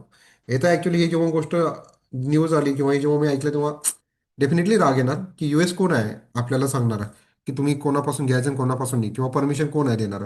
पण कसं आहे, आपला आहे तेवढी लिडरशिप तेवढी अजूनही स्ट्रॉंग झालेली नाही आहे. ओके. किंवा आपल्याला ते गोष्टी डिप्लोमॅटिक वेनी सॉल्व्ह करायचे असतात. ओके. सो हे जे असतात ना, जेव्हा ग्लोबल सँक्शन्स लागतात ना, तेव्हा हे मेजर इकॉनॉमीजवर काय करतात, इम्पॅक्ट करतात. कॉमोडिटीजवर इम्पॅक्ट करतात. आता चायनावर जर कुठले सँक्शन लागत असणार, चायनावर, चायना आहे मॅन्युफॅक्चर हब. वर्ल्डचा manufacture hub. Most of the गोष्टी ज्या आहे ना चायना वर्ल्डमध्ये 90% जे मॅन्युफॅक्चरिंग होते ना ते चायनामध्ये होते. ओके. ॲटोमोबाईल्स म्हणा, पार्ट्स म्हणा, जे काही इंडस्ट्रीयल कंपोनंट्स म्हणा, इवन केमिकल्ससाठी लागणाऱ्या गोष्टी ज्या आहे ना आपण चायनापासून इम्पोर्ट करतो. डेफिनेटली इंडिया जो आहे ना तो मेडिकलच्या याच्यामध्ये आपण जे आपण म्हणतो फार्मामध्ये आपण नंबर वन आहोत वर्ल्डमध्ये. पण ती कुठेतरी फार्माची डिपेंडन्सी आहे ना आपली चायनावर आहे. चायनामधून आपल्याला जे ड्रग्स वगैरे जे लागतात, जे रॉ मटेरियल लागते ते चायनापासून येते. कुठे आहे ना आपण खूप सारे डिपेंडेंट आहोत चायना. आपणच काय पूर्ण वर्ल्ड डिपेंड आहे चायना. आणि चायनावर सँक्शन लागतच ना तर काय होतं हे कम्युनिटीजचे प्राइसेस वाढतात. तुम्ही बघा आपले हिंदुस्तान झिंक किंवा हे जे मेटलचे प्राइस असतात ते चायनामध्ये काय होत आहे, चायनावर कुठले सँक्शन्स लागत आहे त्याच्या हिशोबाने काय होतात हे मेटलचे प्राइसेस कमी किंवा जास्त होतात. त्याच्यानीच काय होतात आपले स्टॉक्स पण हलतात आणि इवन सर्वचे सर्व मार्केट हलून जाते. ओके. ते मेजर इकॉनॉमी ज्या वर्ल्डमध्ये आहे त्याच्यावर जर सँक्शन लागले तर ते डायरेक्टली इम्पॅक्ट करतात, ट्रेडवर इम्पॅक्ट करतात. तुमचं करन्सीचं फ्लक्च्युएशन होऊन जाते. तुमचं इम्पोर्ट एक्सपोर्टचं रूट बदलून जातं. जसं आता चायना रशिया युक्रेन वॉर चालू होता, रशियावर सँक्शन्स लागले तर ऑइल आपल्याला घेऊ देत नव्हतं. बाकीच्या कंट्रीकडून घ्यायला त्यांचा जे रशियाकडून ऑइल घेत होते त्यांचा रूट चेंज झाला. त्यांनी मग मिडल ईस्टमधून जास्त घेणं स्टार्ट केलं असणार किंवा US पासून जास्त घेणं स्टार्ट केलं असणार. राईट. त्यांचं चेंज होऊन जाते. इम्पोर्ट एक्सपोर्टचं रूटच चेंज होऊन जाते. आणि अगेन मार्केटमध्ये व्हॉलॅटिलिटी वाढते जर ग्लोबल सँक्शन्स लागत असणार तर. आणि ग्लोबल सँक्शन्स जर मेजर कंट्रीजवर लागत असणार ना त्याच्यावर तुम्हाला डोळा ठेवायचा आहे की कुठल्या कंट्रीजवर कुठले सँक्शन लागलेलं आहे आणि कुठले सँक्शन आणि ते सँक्शनमुळे कुठले कुठले सेक्टर इम्पॅक्ट होत आहे. मेटल सेक्टर इम्पॅक्ट होत आहे, फार्मा फार्मावाले सेक्टर इम्पॅक्ट होत आहे की कम्युनिटीज इम्पॅक्ट होत आहे. आणि हे डायरेक्टली काय करतात मग त्याच्या हिशोबाने आपण काय करू शकतो प्रॉपरली प्लॅन करू शकतो. पाचवा जो आहे सेशन तो जो पॉइंट आहे दॅट इज कॉल्ड FIS. यालाच आपण कॅपिटल फ्लो म्हणतो. कॅपिटल फ्लो, मनी फ्लो, पैशाचा फ्लो एका जागेवरून दुसऱ्या जागेवर. ओके. आणि FIS खूप जास्त मॅटर करतात. FIS विदाऊट FISच्या हेल्पशिवाय आपण मार्केटचा टॉप बनवू शकत नाही. आता जर मार्केटमध्ये जर आता 23,700 आहे, 23,700 वरून जर आपल्याला खरंच आता 26,400ची लेवल जर क्रॉस करायची असणार जी आपल्यासाठी लक्ष्मण रेषा आहे ती जर क्रॉस करायची असणार तर आपल्याला FISची साथ पाहिजे म्हणजे पाहिजे. FIS जेव्हा मार्केटमध्ये येणार तेव्हाच आपण 26,400 लाईफ टाईम हाय तोडणार आणि 27,000ला जाणार. मग ते केव्हा जर FIS आले तर. FIS जर कंटिन्युअस ट्रेलिंग करत असणार किंवा न्यूट्रल असणार तर आपण टॉप बनवू शकत नाही. ओके. मार्केटचा टॉप बनवू शकत नाही.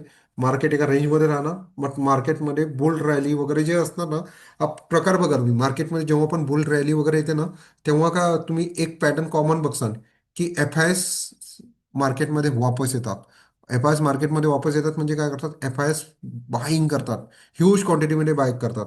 आणि ह्यूज क्वांटिटीमध्ये बाय करतात ना ते मार्केटला वरती घेऊन जातात. आता FIS कुठल्या केसमध्ये इंडियन मार्केटमध्ये बाईंग करणार ते टोटली डिपेंड राहते रिक्स. ओके. रिस्क जर वाढली तर FIS इंडियन स्टॉक मार्केटमध्ये सेलिंग करतात. इंडियामध्ये जर त्यांना स्टेबिलिटी दिसली तर FIS काय करतात इन्व्हेस्टमेंट करतात. आणि निफ्टी आणि सेन्सेक्समध्ये आहे ना मोठमोठे मूव्ह येतात. आता इथं मी एक गोष्ट बोललो that is called stability. Stability खूप इम्पॉर्टंट आहे. FIS साठी आहे ना फॉरेन इन्व्हेस्टरसाठी आहे ना सर्वात महत्त्वाची जी गोष्ट राहते ते राहते तुमच्या कंट्रीमधली स्टेबिलिटी. स्टेबिलिटी कुठल्या याच्यात पॉलिटिकल स्टेबिलिटी. सर्वात इम्पॉर्टंट पॉलिटिकल स्टेबिलिटी. तुम्ही बघा जेव्हा पण आपले नॅशनल इलेक्शन्स राहतात. ओके. सेंट्रल इलेक्शन्स जेव्हा राहतात आपले गव्हर्नमेंटचे देशाचे जेव्हा इलेक्शन राहतात लोकसभेचे तेव्हा तुम्ही बघा की जर गव्हर्नमेंट जर चेंज झाली तर मार्केटमध्ये इन्स्टेबिलिटी येऊन जाते. मार्केटमध्ये इन्स्टेबिलिटी येऊन जाते. तुम्ही बघा यावेळेस मागच्या 3 इलेक्शनमध्ये डेफिनेटली जी रुलिंग पार्टी होती ओके तेच विन झाली. त्याच्यामुळे मार्केटमध्ये रॅली आली. इव्हन स्टेट इलेक्शन होतात, महाराष्ट्राचे इलेक्शन येतात त्याच्यात BJP जिंकली तर मार्केटमध्ये एक रॅली येते. इव्हन आता जे इलेक्शन झाले होते लोकसभेचे त्याच्यात जर BJP न जिंकता काँग्रेस जिंकली असते तर काय झालं असतं तुम्हीच सांगा. मार्केट पडलं असतं. हो सर. पडलं असतं. पण याचा अर्थ निगेटिव्ह रिॲक्शन हो हा सर. हो. मार्केट काय निगेटिव्ह रिॲक्शन दिलीच थोड्या वेळासाठी मार्केटने. येस एक्झॅक्टली थोड्या वेळासाठी हा वर्ड खूप इम्पॉर्टंट होता, थोड्या वेळासाठी. याचा अर्थ थोडी नाही की काँग्रेस खराब आहे किंवा बीजेपी चांगली आहे. पार्ट्याच पार्ट्या आहेत. ओके. पण हे काय होते की थोड्या वेळासाठी काय शॉर्ट टर्मसाठी हा निगेटिव्ह होऊन जाते, की मार्केटमध्ये इंडियामध्ये स्टेबिलिटी गायब होऊन जाते. गव्हर्नमेंट चेंज झाली म्हणजे आता सर्वच्या सर्व गोष्टी चेंज होणार. सर्वच्या सर्व गोष्टी चेंज होणार म्हणजे इंडियामध्ये जी स्टेबिलिटी आहे ना ती नाही आहे. एफ आय एसला काय इम्पॉर्टंट राहते, स्टेबिलिटी, की स्टेबल किती आहे. आता इंडिया पाकिस्तानचं वॉर सुरू झालं, स्टेबिलिटी गायब. ओके. तर मार्केटला स्टेबल राहणं खूप इम्पॉर्टंट राहते. आणि स्टेबिलिटी खूप साऱ्या फॅक्टरवर डिपेंड करते, तुमच्या इलेक्शनवर डिपेंड करते, तुमचं जे आपले जे मीटिंग्स होतात. ओके. आपल्या ज्या आपण जे इंटरेस्ट रेट लावतो त्याच्यावर इम्पॅक्ट करतात. निर्मला सीतारामननी जे आपले एस टी डी चार्जेस वाढवले. Okay. S T D charges किंवा जे हे चार्जेस वाढवले, इथं पण आहे ना ते कॉन्फिडन्स हलवून टाकते एफ आय एसचा. ओके. तर एफ आय एसला काय लागते की स्टेबिलिटी आणि एक सपोर्ट. तो सपोर्ट जर येत असणार तर F I S market Indian मार्केटमध्ये काय करतात, इन्व्हेस्टमेंट करतात. स्टेबिलिटी दिसली तर इन्व्हेस्टमेंट करतात. स्टेबिलिटी रिस्क दिसली तर ते मार्केटमधून पैसा काढतात. आणि जेव्हा पण वॉर सिच्युएशन होते ना तर तेव्हा हे जे एफ आय एस असतात ना ते जे इमर्जिंग मार्केट आहे, इमर्जिंग मार्केटमध्ये आपलं इंडियाचं मार्केट येते, चायना मार्केट येते, देन कोरिया मार्केट येते. ओके. हे जे मार्केट आहेत ना हे इमर्जिंग मार्केट्स म्हणून ओळखले जातात. तर एफ आय एस काय करतात, जेव्हा पण वॉर सिच्युएशन होते ना हे इमर्जिंग मार्केटमधून पैसा काढतात. इमर्जिंग मार्केटमधून पैसा काढतात. सो एफ आय एसला इन्व्हेस्टमेंट करायसाठी जे सर्वात इम्पॉर्टंट गोष्ट राहते दॅट इज कॉल्ड स्टेबिलिटी. आणि स्टेबिलिटी हा मल्टिपल फॅक्टर्सवर डिपेंड राहते. तुमचं पॉलिटिकल स्टेबिलिटी पाहिजे, कुठली वॉर सिच्युएशन नाही पाहिजे, आणि सर्व गोष्टी काय पाहिजे, सेट पाहिजेत. ओके. मार्केटमध्ये जर इन्स्टेबिलिटी वाढली म्हणतात, लास्ट टाइम आपला लॉंग टर्म कॅपिटल गेन किंवा शॉर्ट टर्म कॅपिटल गेन जेव्हा इंट्रोड्यूस झाला होता तेव्हा पण मार्केटमध्ये फॉल दिसला होता आपल्याला. तर हे काय होते की हे एफ आय एसला हे काय करतात, कॉन्फिडन्स हलवून टाकतात. एफ आय एसचा कॉन्फिडन्स हलवला तर ते इंडियन मार्केटमध्ये निघतात. त्यांना कमी कमी आहे का इंडियन मार्केटमध्ये निघून ते चायनामध्ये इन्व्हेस्टमेंट करणार. राईट. चायनामधून इंडिया मार्केट सोडून मग ते जपान मार्केटमध्ये इन्व्हेस्टमेंट करणार किंवा कोरिया मार्केटमध्ये इन्व्हेस्टमेंट करणार. त्यांच्याकडे कमी नाही आहे, मार्केट अवेलेबल आहे. ओके. सो हा फॉर एफ आय एसचा पण फॅक्टर आहे ना हा डायरेक्टली इम्पॅक्ट करते. जेव्हा एफ आय एस मार्केटमध्ये बाईंग करायला येणार ना, जेव्हा आपल्याला दिसणार की एफ आय एस आता बाईंग करायला आले, तर मार्केट आपल्याला डेफिनेटली 27,000 पण क्रॉस होताना दिसणार. पण हे एफ आय एस वापस येणं जरुरी आहे. एफ आय एस वापस येणं जरुरी आहे. ओके. सो आणि हेच एफ आय एस काय करतात, मार्केटला खाली आणतात. आणि आता जे इम्पॉर्टंट आहे ना that is called gold. Gold आपण आता डिस्कस करत आहोत. गोल्ड आणि स्टॉक मार्केटचं काय रिलेशन आहे. सर्वात पहिले आपण स्टार्टिंगलाच बोललो, गोल्ड हा जो ॲसेट आहे ना हा सेफ हेवन ॲसेट म्हटला जातो, सर्वात सेफेस्ट. आणि गोल्ड किती सेफ आहे हे आपल्या इंडियनपेक्षा तर कोणाला माहीत नसणार. लहानपणापासून पूर्वजांपासून आपण कशात इन्व्हेस्टमेंट करत आहोत, गोल्डमध्ये. राईट. आणि लेडीज, आपल्या इंडियातल्या लेडीज सर्वात जास्त गोल्ड. गोल्ड हा सेफेस्ट हेवन ॲसेट समजला जातो आपला गोल्ड इन्व्हेस्टमेंटच्या याच्यामध्ये. आणि जेव्हा मार्केटमध्ये आहे ना, जेव्हा मार्केटमध्ये अनसर्टेनिटी राहते, इन्फ्लेशन वाढते, जिओपॉलिटिकल टेन्शन वाढते, तेव्हा इन्व्हेस्टर काय करतात, स्टॉकमधून पैसा काढतात आणि पैसा कुठे टाकतात, गोल्डमध्ये. गोल्डमध्ये इन्व्हेस्टमेंट करतात. तुम्ही बघा म्हणतात रॅली आली होती गोल्डमध्ये, प्रचंड रॅली आली होती.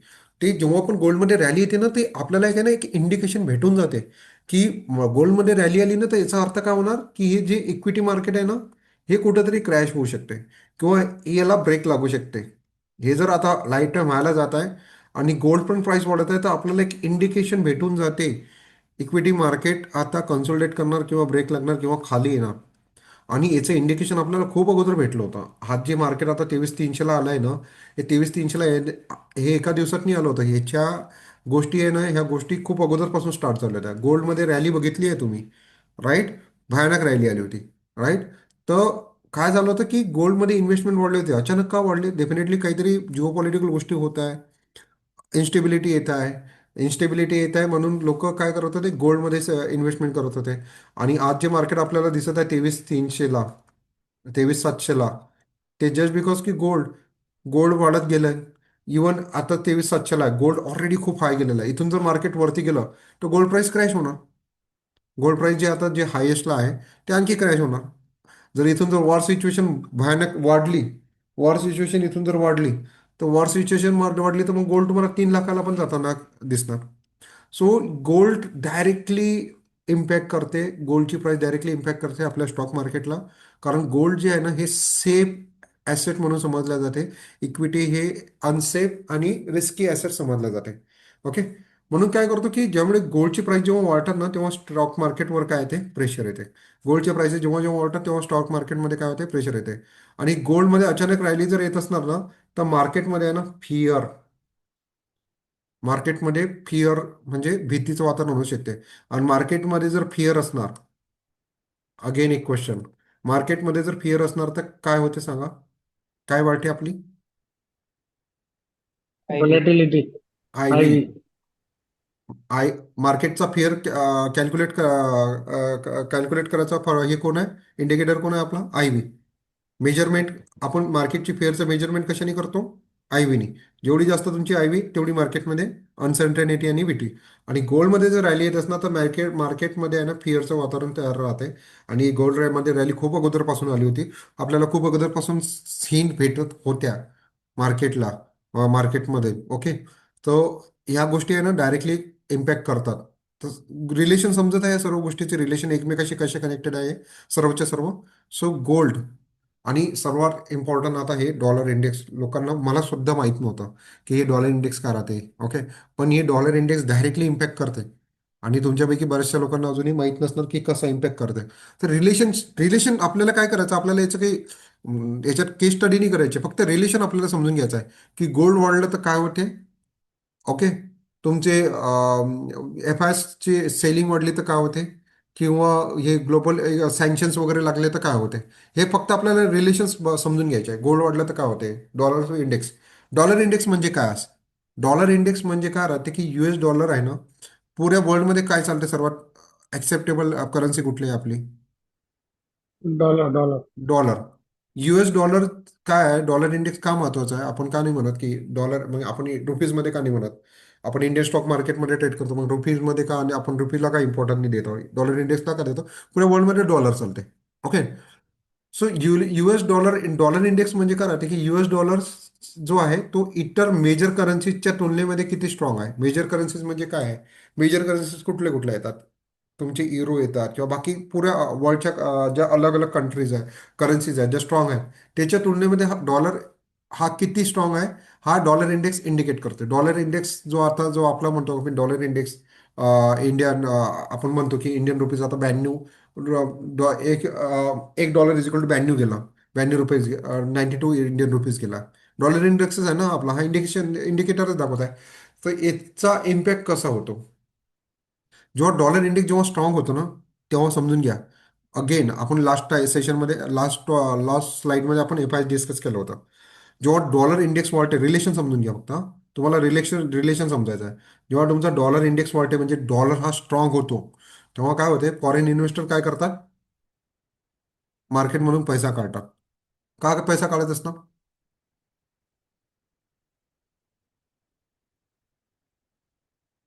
बोला. तर त्यांना महाग मिळतात ना गोष्टी. महागपेक्षा त्यांना ॲप्रिशिएशन त्यांना US अं, मार्केटमध्ये भेटते ना. बरोबर बरोबर सर, राईट. बरोबर. डॉलर जर त्यांचा मजबूत असणार ॲज कम्पेअर टू रुपीजमध्ये, ते मग इंडियन मार्केटमध्ये काय इन्व्हेस्टमेंट करणार, ते तर US मार्केटमध्ये जाणार. तिथं त्यांचा पैसा जास्त बनत आहे, डॉलर महाग आहे ना. ओके. सो जेव्हा डॉलर इंडेक्स जेव्हा वाढतो, स्ट्रॉंग होतो ना, डॉलर जेव्हा स्ट्रॉंग होतं ना ॲज कम्पेअर टू इंडियन रुपीजमध्ये, तुम्ही बघा इंडियन रुपीज जर डॉलरच्या याच्यात जर वाढत असणार, 92 93 94 100 जर होत असणार, तर ते आपल्या स्टॉक मार्केटला डायरेक्टली इम्पॅक्ट करते. का करते, कारण हे एफ आय जे आहेत ते काय करतात, पैसे काढतात. एफ आयचं आपण ऑलरेडी बघितलं लास्ट स्लाइडमध्ये की एफ आयस किती इम्पॉर्टंट आहे. ओके. मार्केटला जर लाईफ टाईम हाय टच करायचं असेल तर एफ आयचं आपल्याला साथ पाहिजे.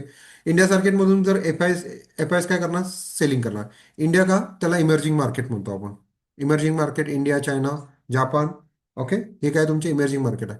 सो डॉलर इंडेक्स जर वाढला, स्ट्रॉंग जर झाला, तर फॉरेन इन्व्हेस्टर मार्केटमधून पैसा काढतात. इंडियासारख्या मार्केटमध्ये सेलिंग वाढते. आणि सेलिंग वाढल्यामुळे काय होते, डाऊनसाईड प्रेशर येते.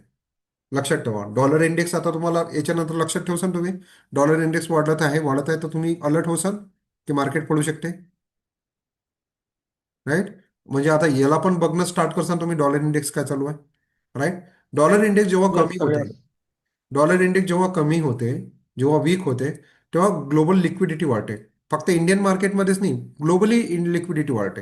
ग्लोबली लिक्विडिटी वाढते म्हणजे काय करतात, एफ आयस काय करतात, इमर्जिंग मार्केट्समध्ये काय करतात, इन्व्हेस्टमेंट करतात. काय करतात की ग्लोबल डॉलर वीक झालेला आहे, बाकीच्या करन्सी स्ट्रॉंग झालेल्या आहेत, तर मग एफ आयस काय करतात, इमर्जिंग मार्केटमध्ये पैसा टाकतात. आणि त्यामुळेच मार्केट काय जातो, वरती जातो. सो डॉलर इंडेक्स आणि एफ आयचं कसं रिलेशन आहे, डॉलर इंडेक्स वाढला, डॉलर जर स्ट्रॉंग झाला तर एफ आयस युएस मार्केटमध्ये जातात, डॉलर जर वीक झाला तर युएस एफ आयस काय करतात, इमर्जिंग मार्केटमध्ये येतात. आणि एफ आयची लास्ट स्लाइडमध्ये आपण बघितलं होतं एफ आयस काय इम्पॉर्टंट आहे आपल्यासाठी, राईट.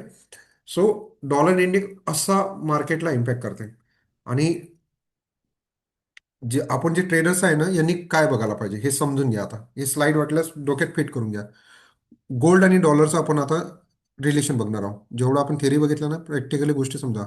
गोल्ड वाढत आहे, डॉलर वाढत आहे, याचा अर्थ काय, रिक्स. स्टॉक्स मार्केट काय जाऊ शकते, खाली जाऊ शकते. गोल्ड पण वाढत आहे आणि डॉलर पण वाढत आहे, तर मार्केट खाली जाणार. सिम्पल. डॉलर कमी होत आहे, इमर्जिंग मार्केटसाठी काय आहे ते गोष्ट पॉझिटिव्ह. गोल्डमध्ये एखादी सडन रॅली आली तर काय होणार, एक फिअर आणि इन्फ्लेशनची भीती राहते मार्केटमध्ये. आणि डॉलर्स आणि गोल्डचं रिलेशन सिम्पल आहे. गोल्ड काय करते, गोल्ड आहे तुमचं एक फिअर इंडिकेटर. डॉलर इंडेक्स काय इंडिकेट करते, तुमचा ग्लोबल लिक्विडिटी. तर त्यामुळे याच्यामुळे काय, या सर्व गोष्टीमुळे आहे ना, मार्केटला काय भेटते, एक सपोर्ट भेटून जाते. गोल्ड आणि डॉलर, गोल्ड आणि डॉलरचं डायरेक्ट रिलेशन आहे मार्केट स्टॉक मार्केटसोबत. गोल्ड वाढला, डॉलर वाढला, मार्केट पडलं. डॉलर कमी झाला, मार्केट, डॉलर कमी झाला, गोल्ड कमी झाला, मार्केट वरती जाणार. मार्केटसाठी ती गोष्ट पॉझिटिव्ह. सडन रॅली आली गोल्डमध्ये किंवा सडन रॅली आली डॉलरमध्ये, तर ते गोष्ट निगेटिव्ह म्हणून मार्केट घेते. म्हणजे कुठल्या गोष्टीला मार्केट पॉझिटिव्ह घेते आणि कुठल्या गोष्टीला निगेटिव्ह घेते, हे आजच्या सेशनमध्ये आपल्याला डिस्कस करायचं. ते डोक्यात फिट करून घ्या. गोल्ड आणि डॉलर वाढत असणार तर मार्केटसाठी निगेटिव्ह आहे, गोल्ड आणि डॉलर कमी होत असणार तर मार्केटसाठी पॉझिटिव्ह आहे. आपल्याला गोष्टी पॉझिटिव्ह आणि निगेटिव्ह बघायच्या असतात. सडन रॅली जे येतात ना, त्या गोष्टी काय करतात, डायरेक्टली फिअर इंडिकेट करतात. गोल्डमध्ये जी मधात आता रॅली आली होती ना, ते फिअर इंडिकेट करत होती. कुठेतरी तिने आपल्याला इंडिकेशन दिलं होतं की काहीतरी मेजर गोष्टी होणार, मेजर गोष्टी होणार आणि मार्केट पडणार, आणि झालं, तेच झालं. ओके. सो ह्या गोष्टी ट्रेडर्सनी बघाव्या. आणि सर्वात इम्पॉर्टंट जो आहे लास्ट म्हणजे फॅक्टर आहे जो इम्पॅक्ट करते आपल्याला, तो आहे US बॉन्ड इल्ड.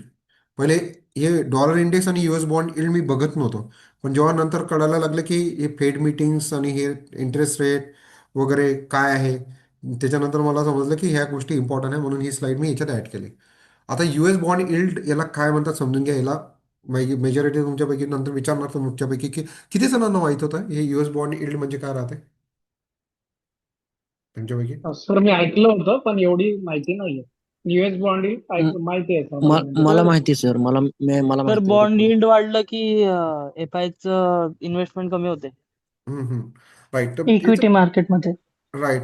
आता मे बी तुम्हाला भरपूर साऱ्या गोष्टी याच्यात नवीन शिकायला भेटणार या याच्यात. US बॉन्ड इल्डचं म्हणजे काय राहते की हे 10 वर्षाची बॉन्ड इल्ड राहते जनरली.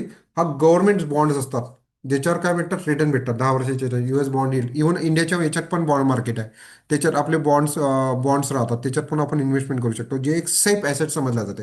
जसं गोल्ड ॲसेट आहे ना, तसंच काही नाही, हे बॉन्ड मार्केट पण आहे ना, एकदम सेफ ॲसेट समजल्या जाते बॉन्ड मार्केट. ओके. तर US बॉन्ड इल्ड म्हणजे अमेरिकाच्या 10 वर्षाच्या गव्हर्नमेंट बॉन्डवर मिळणारा रिटर्न. गव्हर्नमेंट जे काही बॉन्ड्स असतात ना, त्याच्यावर किती रिटर्न भेटते त्याच्या हिशोबाने याला US बॉन्ड इल्ड म्हणतात. जर बॉन्ड इल्ड वाढत असणार, हा जर रिटर्न वाढत असणार, तर डेफिनेटली इन्व्हेस्टर कुठं पैसा टाकणार, बॉन्डमध्ये बॉन्ड पैसा मध्ये. टाकणार ना. कारण हा बॉन्ड एक मध्ये सेफ ॲसेट आहे, हा एक सेफ ॲसेट आहे. हे गव्हर्नमेंट बॉन्ड्स असतात, गव्हर्नमेंट बॉन्ड्स आहे, हा सेफ ॲसेट आहे. आणि याच्यात जर बॉन्ड यील्ड वाढत असणार तर डेफिनेटली तुमचे इन्व्हेस्टर कशात पैसे टाकणार, इकडे पैसे टाकणार, बॉन्ड यील्डमध्ये पैसे टाकणार. तर तुम्ही बघून घ्या यूएसची जे बॉन्ड यील्ड्स वगैरे जे राहते ना, ते डायरेक्टली काय करते, इम्पॅक्ट करते. बॉन्ड यील्ड जर वाढत असणार तर इन्व्हेस्टरला बॉन्डमधून जास्त रिटर्न भेटतो, इन्व्हेस्टर मग तिथं पैसा टाकतात. त्यामुळे इन्व्हेस्टर काय करतात की स्टॉकमधून पैसा काढतात आणि बॉन्ड्समध्ये इन्व्हेस्ट करतात. त्यामुळे अगेन स्टॉक मार्केटला काय होतं की इथं सपोर्ट नाही, मार्केट क्रॅश होऊन जाते या केसमध्ये. ओके, इथं मी करेक्शन करणार, मार्केट या केसमध्ये काय होऊन जाते, तुमचं क्रॅश होऊन जाते. सो हे समजून घ्या तुम्ही की बॉन्ड इल्ड्स वाढली याचा अर्थ काय होते की बॉन्ड्समधून मिळणारा रिटर्न जास्त मिळणार, हे जे इन्व्हेस्टर असतात ते इक्विटीमधून पैसा काढून कुठं शिफ्ट करतात बॉन्ड्समध्ये, आणि बॉन्ड्स इक्विटीमधून जर पैसा शिफ्ट होत असणार तर मार्केटला ते काय करतात, डाऊन करतात. ओके.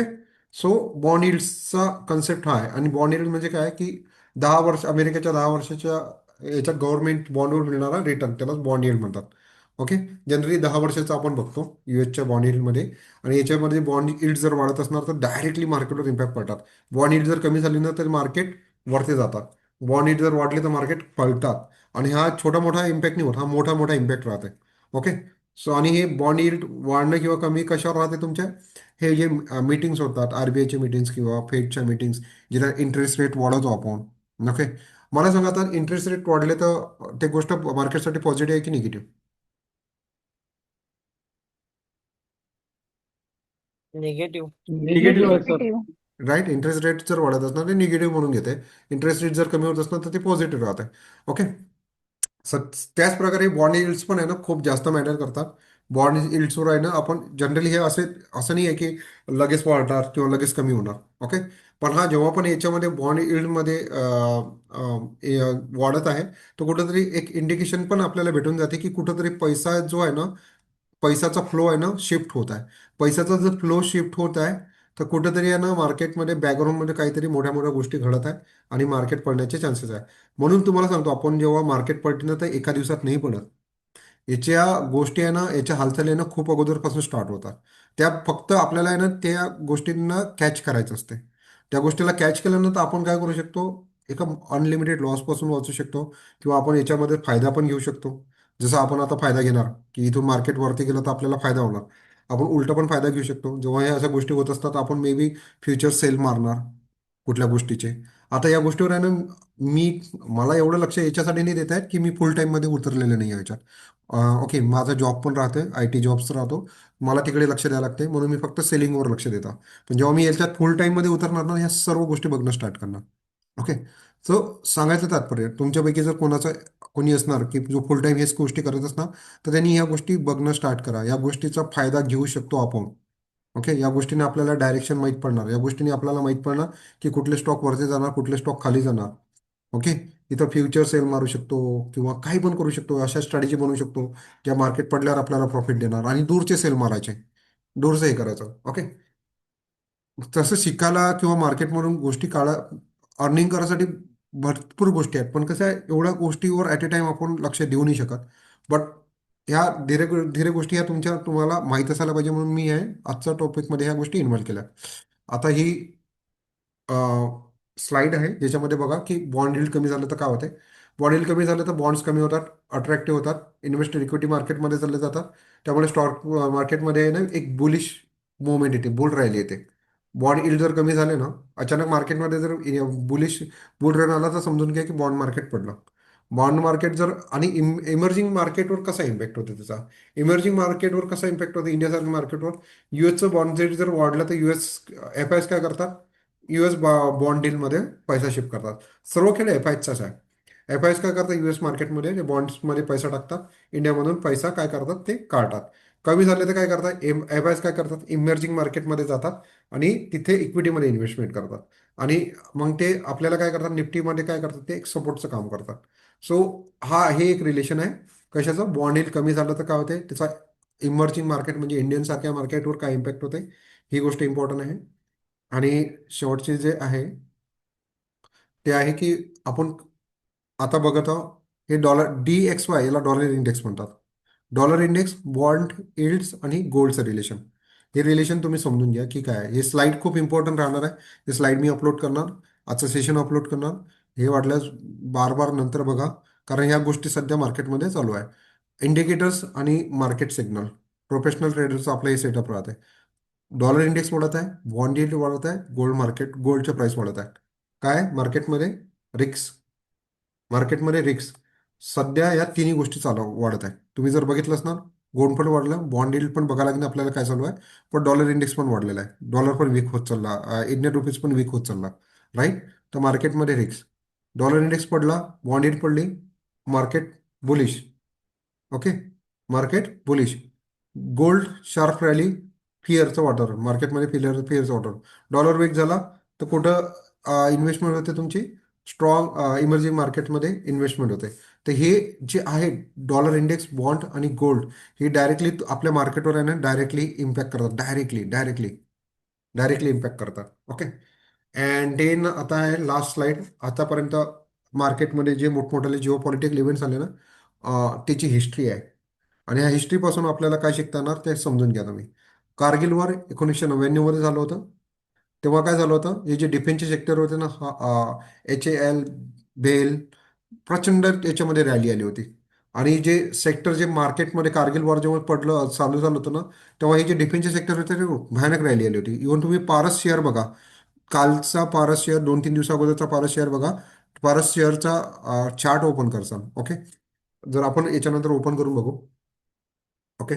सो त्याच्यामध्ये आहे ना एक रॅली आली होती. सेक्टर्स कुठले डोक्यात गेले होते, बँकिंग आणि IT. कारगिल वॉर सुरू झालं होतं तेव्हा. आणि निफ्टी आहे ना तेव्हा काय केलं होतं, 6%नी इनिशियली पडली होती. कारगिल वॉरच्या वेळेस निफ्टी जी आहे ना आपली 6%नी पडली होती. आणि जसं कारगिल वॉर संपलं तसं मार्केटमध्ये एक रिकव्हरी आली. आता मला सांगा, कारगिल वॉर किती दिवस चाललं? कोणाला आयडिया?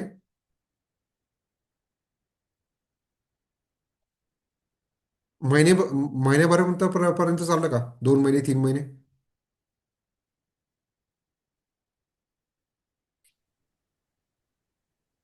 हे रशिया युक्रेन वॉर सारखं चाललं आपलं? नाही नाही, एक दहा नाही पंधरा एवढं नाही चाललं सर. दिवस चेक करा आठ बरं. दिवस सर. हा, 60 दिवस.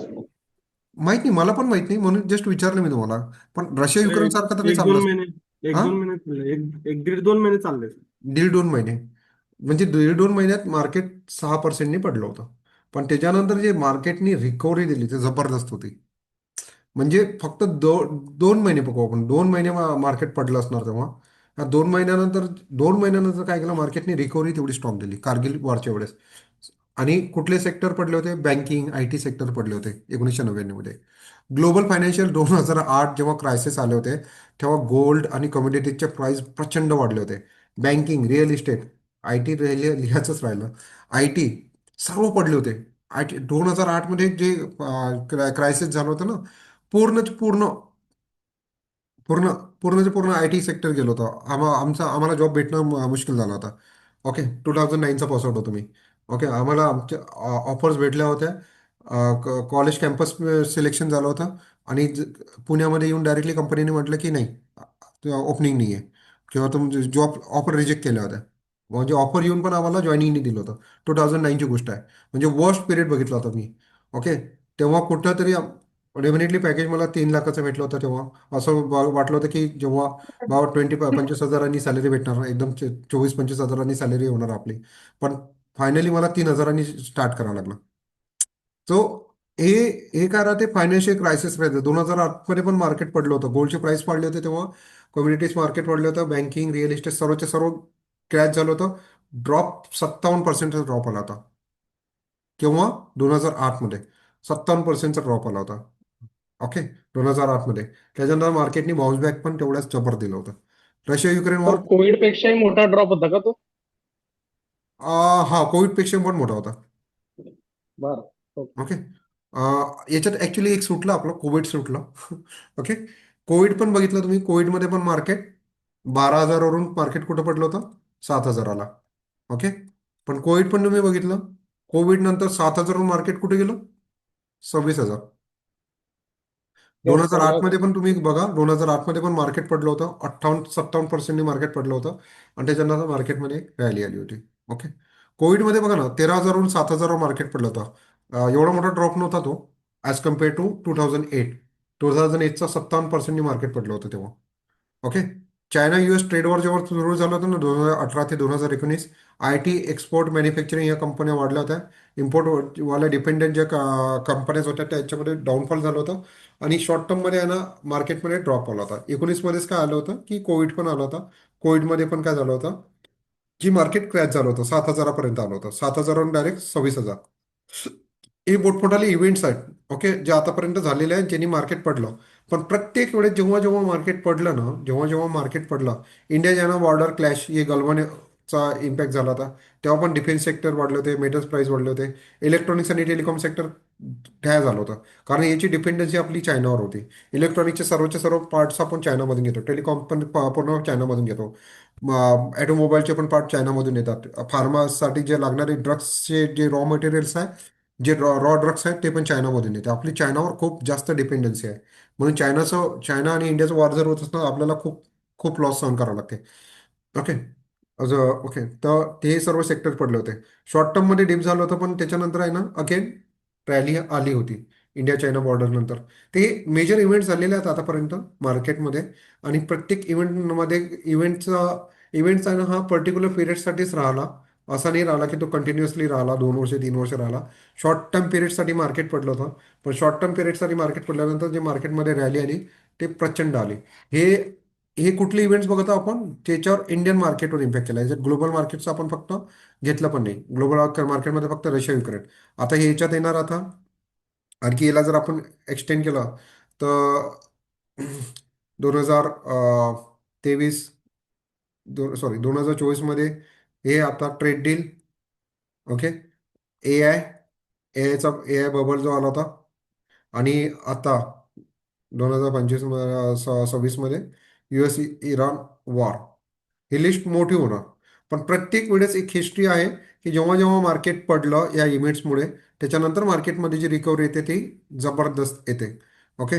म्हणून आणि हे इव्हेंट काही असे कंटिन्युअसली चालत नाही. रशिया युक्रेन सारखं हे वॉर चालणार नाही, एवढेच मी तुम्हाला सांगितलं. हे जे वॉर आहे ना, US आणि इराणमध्ये जे वॉर आहे ना, मी तुम्हाला हे सांगतो, हे वॉर जे चालू आहे ना, हे रिसोर्सेसवर चालू आहे. ही वॉर ऑफ रिसोर्सेस आहे. रिसोर्सेस म्हणजे US किती मिसाईल मारणार युएसचे इराणचे ड्रोन पाडासाठी. मी ऑलरेडी सांगितलेलं आहे, हे वॉर जर फायनान्शियली बघसाल ना तर इराण हे वॉर ऑलरेडी जिंकलेलं आहे. इराणने हे वॉर ऑलरेडी जिंकलेलं आहे. कारण मी तुम्हाला सांगितलं आहे, 10 रुपयाची मिसाईल, 100 रुपयाची मिसाईल पाडासाठी युएसचे 1 लाख रुपये खर्च होतात. असंही म्हटलं चालतं की 10,000 रुपये खर्च होत आहे. हा खूप मोठा आकडा आहे. ओके. हे वॉर ऑलरेडी इराण जिंकलेलं आहे तसं बघायला गेलं तर. बट कसं आहे, US ॲज आणि इराण तर कसं आहे, झुकणारा कंट्री नाही आहे. व्हेनेझुला नाही आहे की बाकीच्या कंट्री सारखं नाही आहे, इराकसारखं नाही आहे. इराण एक स्ट्रॉंग देश आहे ज्याचे जास्त प्रेशर आहे. त्यांनी का मिडल ईस्टवर अटॅक केले होते. मिडल ईस्टवर अटॅक करून त्यांनी काय केलेलं आहे की मिडल ईस्ट मग US वर प्रेशर करणार. ओके. स्ट्रेट ऑफ हॉर्मस क्लोज झाला. स्ट्रेट ऑफ हॉर्मस क्लोज झाला, CNG जात नाही आहे कोरिया मार्केटमध्ये. कोरिया मार्केट पडले होते. तुम्ही आजचं कोरिया मार्केट बघा. कोरिया मार्केट 5-6% रॅली देत आहे. मोठमोठाले मूव आहे ना कोरियन मार्केटवर येत आहे. कोरियन मार्केटवर डायरेक्ट इम्पॅक्ट होते या सर्व गोष्टीचा. ओके. साऊथ कोरियामध्ये 2 मेजर कंपनीज आहेत. कुठली? सॅमसंग, ओके, आणि एस के एस के स्कायलाईन समथिंग, SK स्कायलाईन. ह्या कंपन्या काय करतात, GPU चिप्स बनवतात. जीपीयू चिप बनवतात.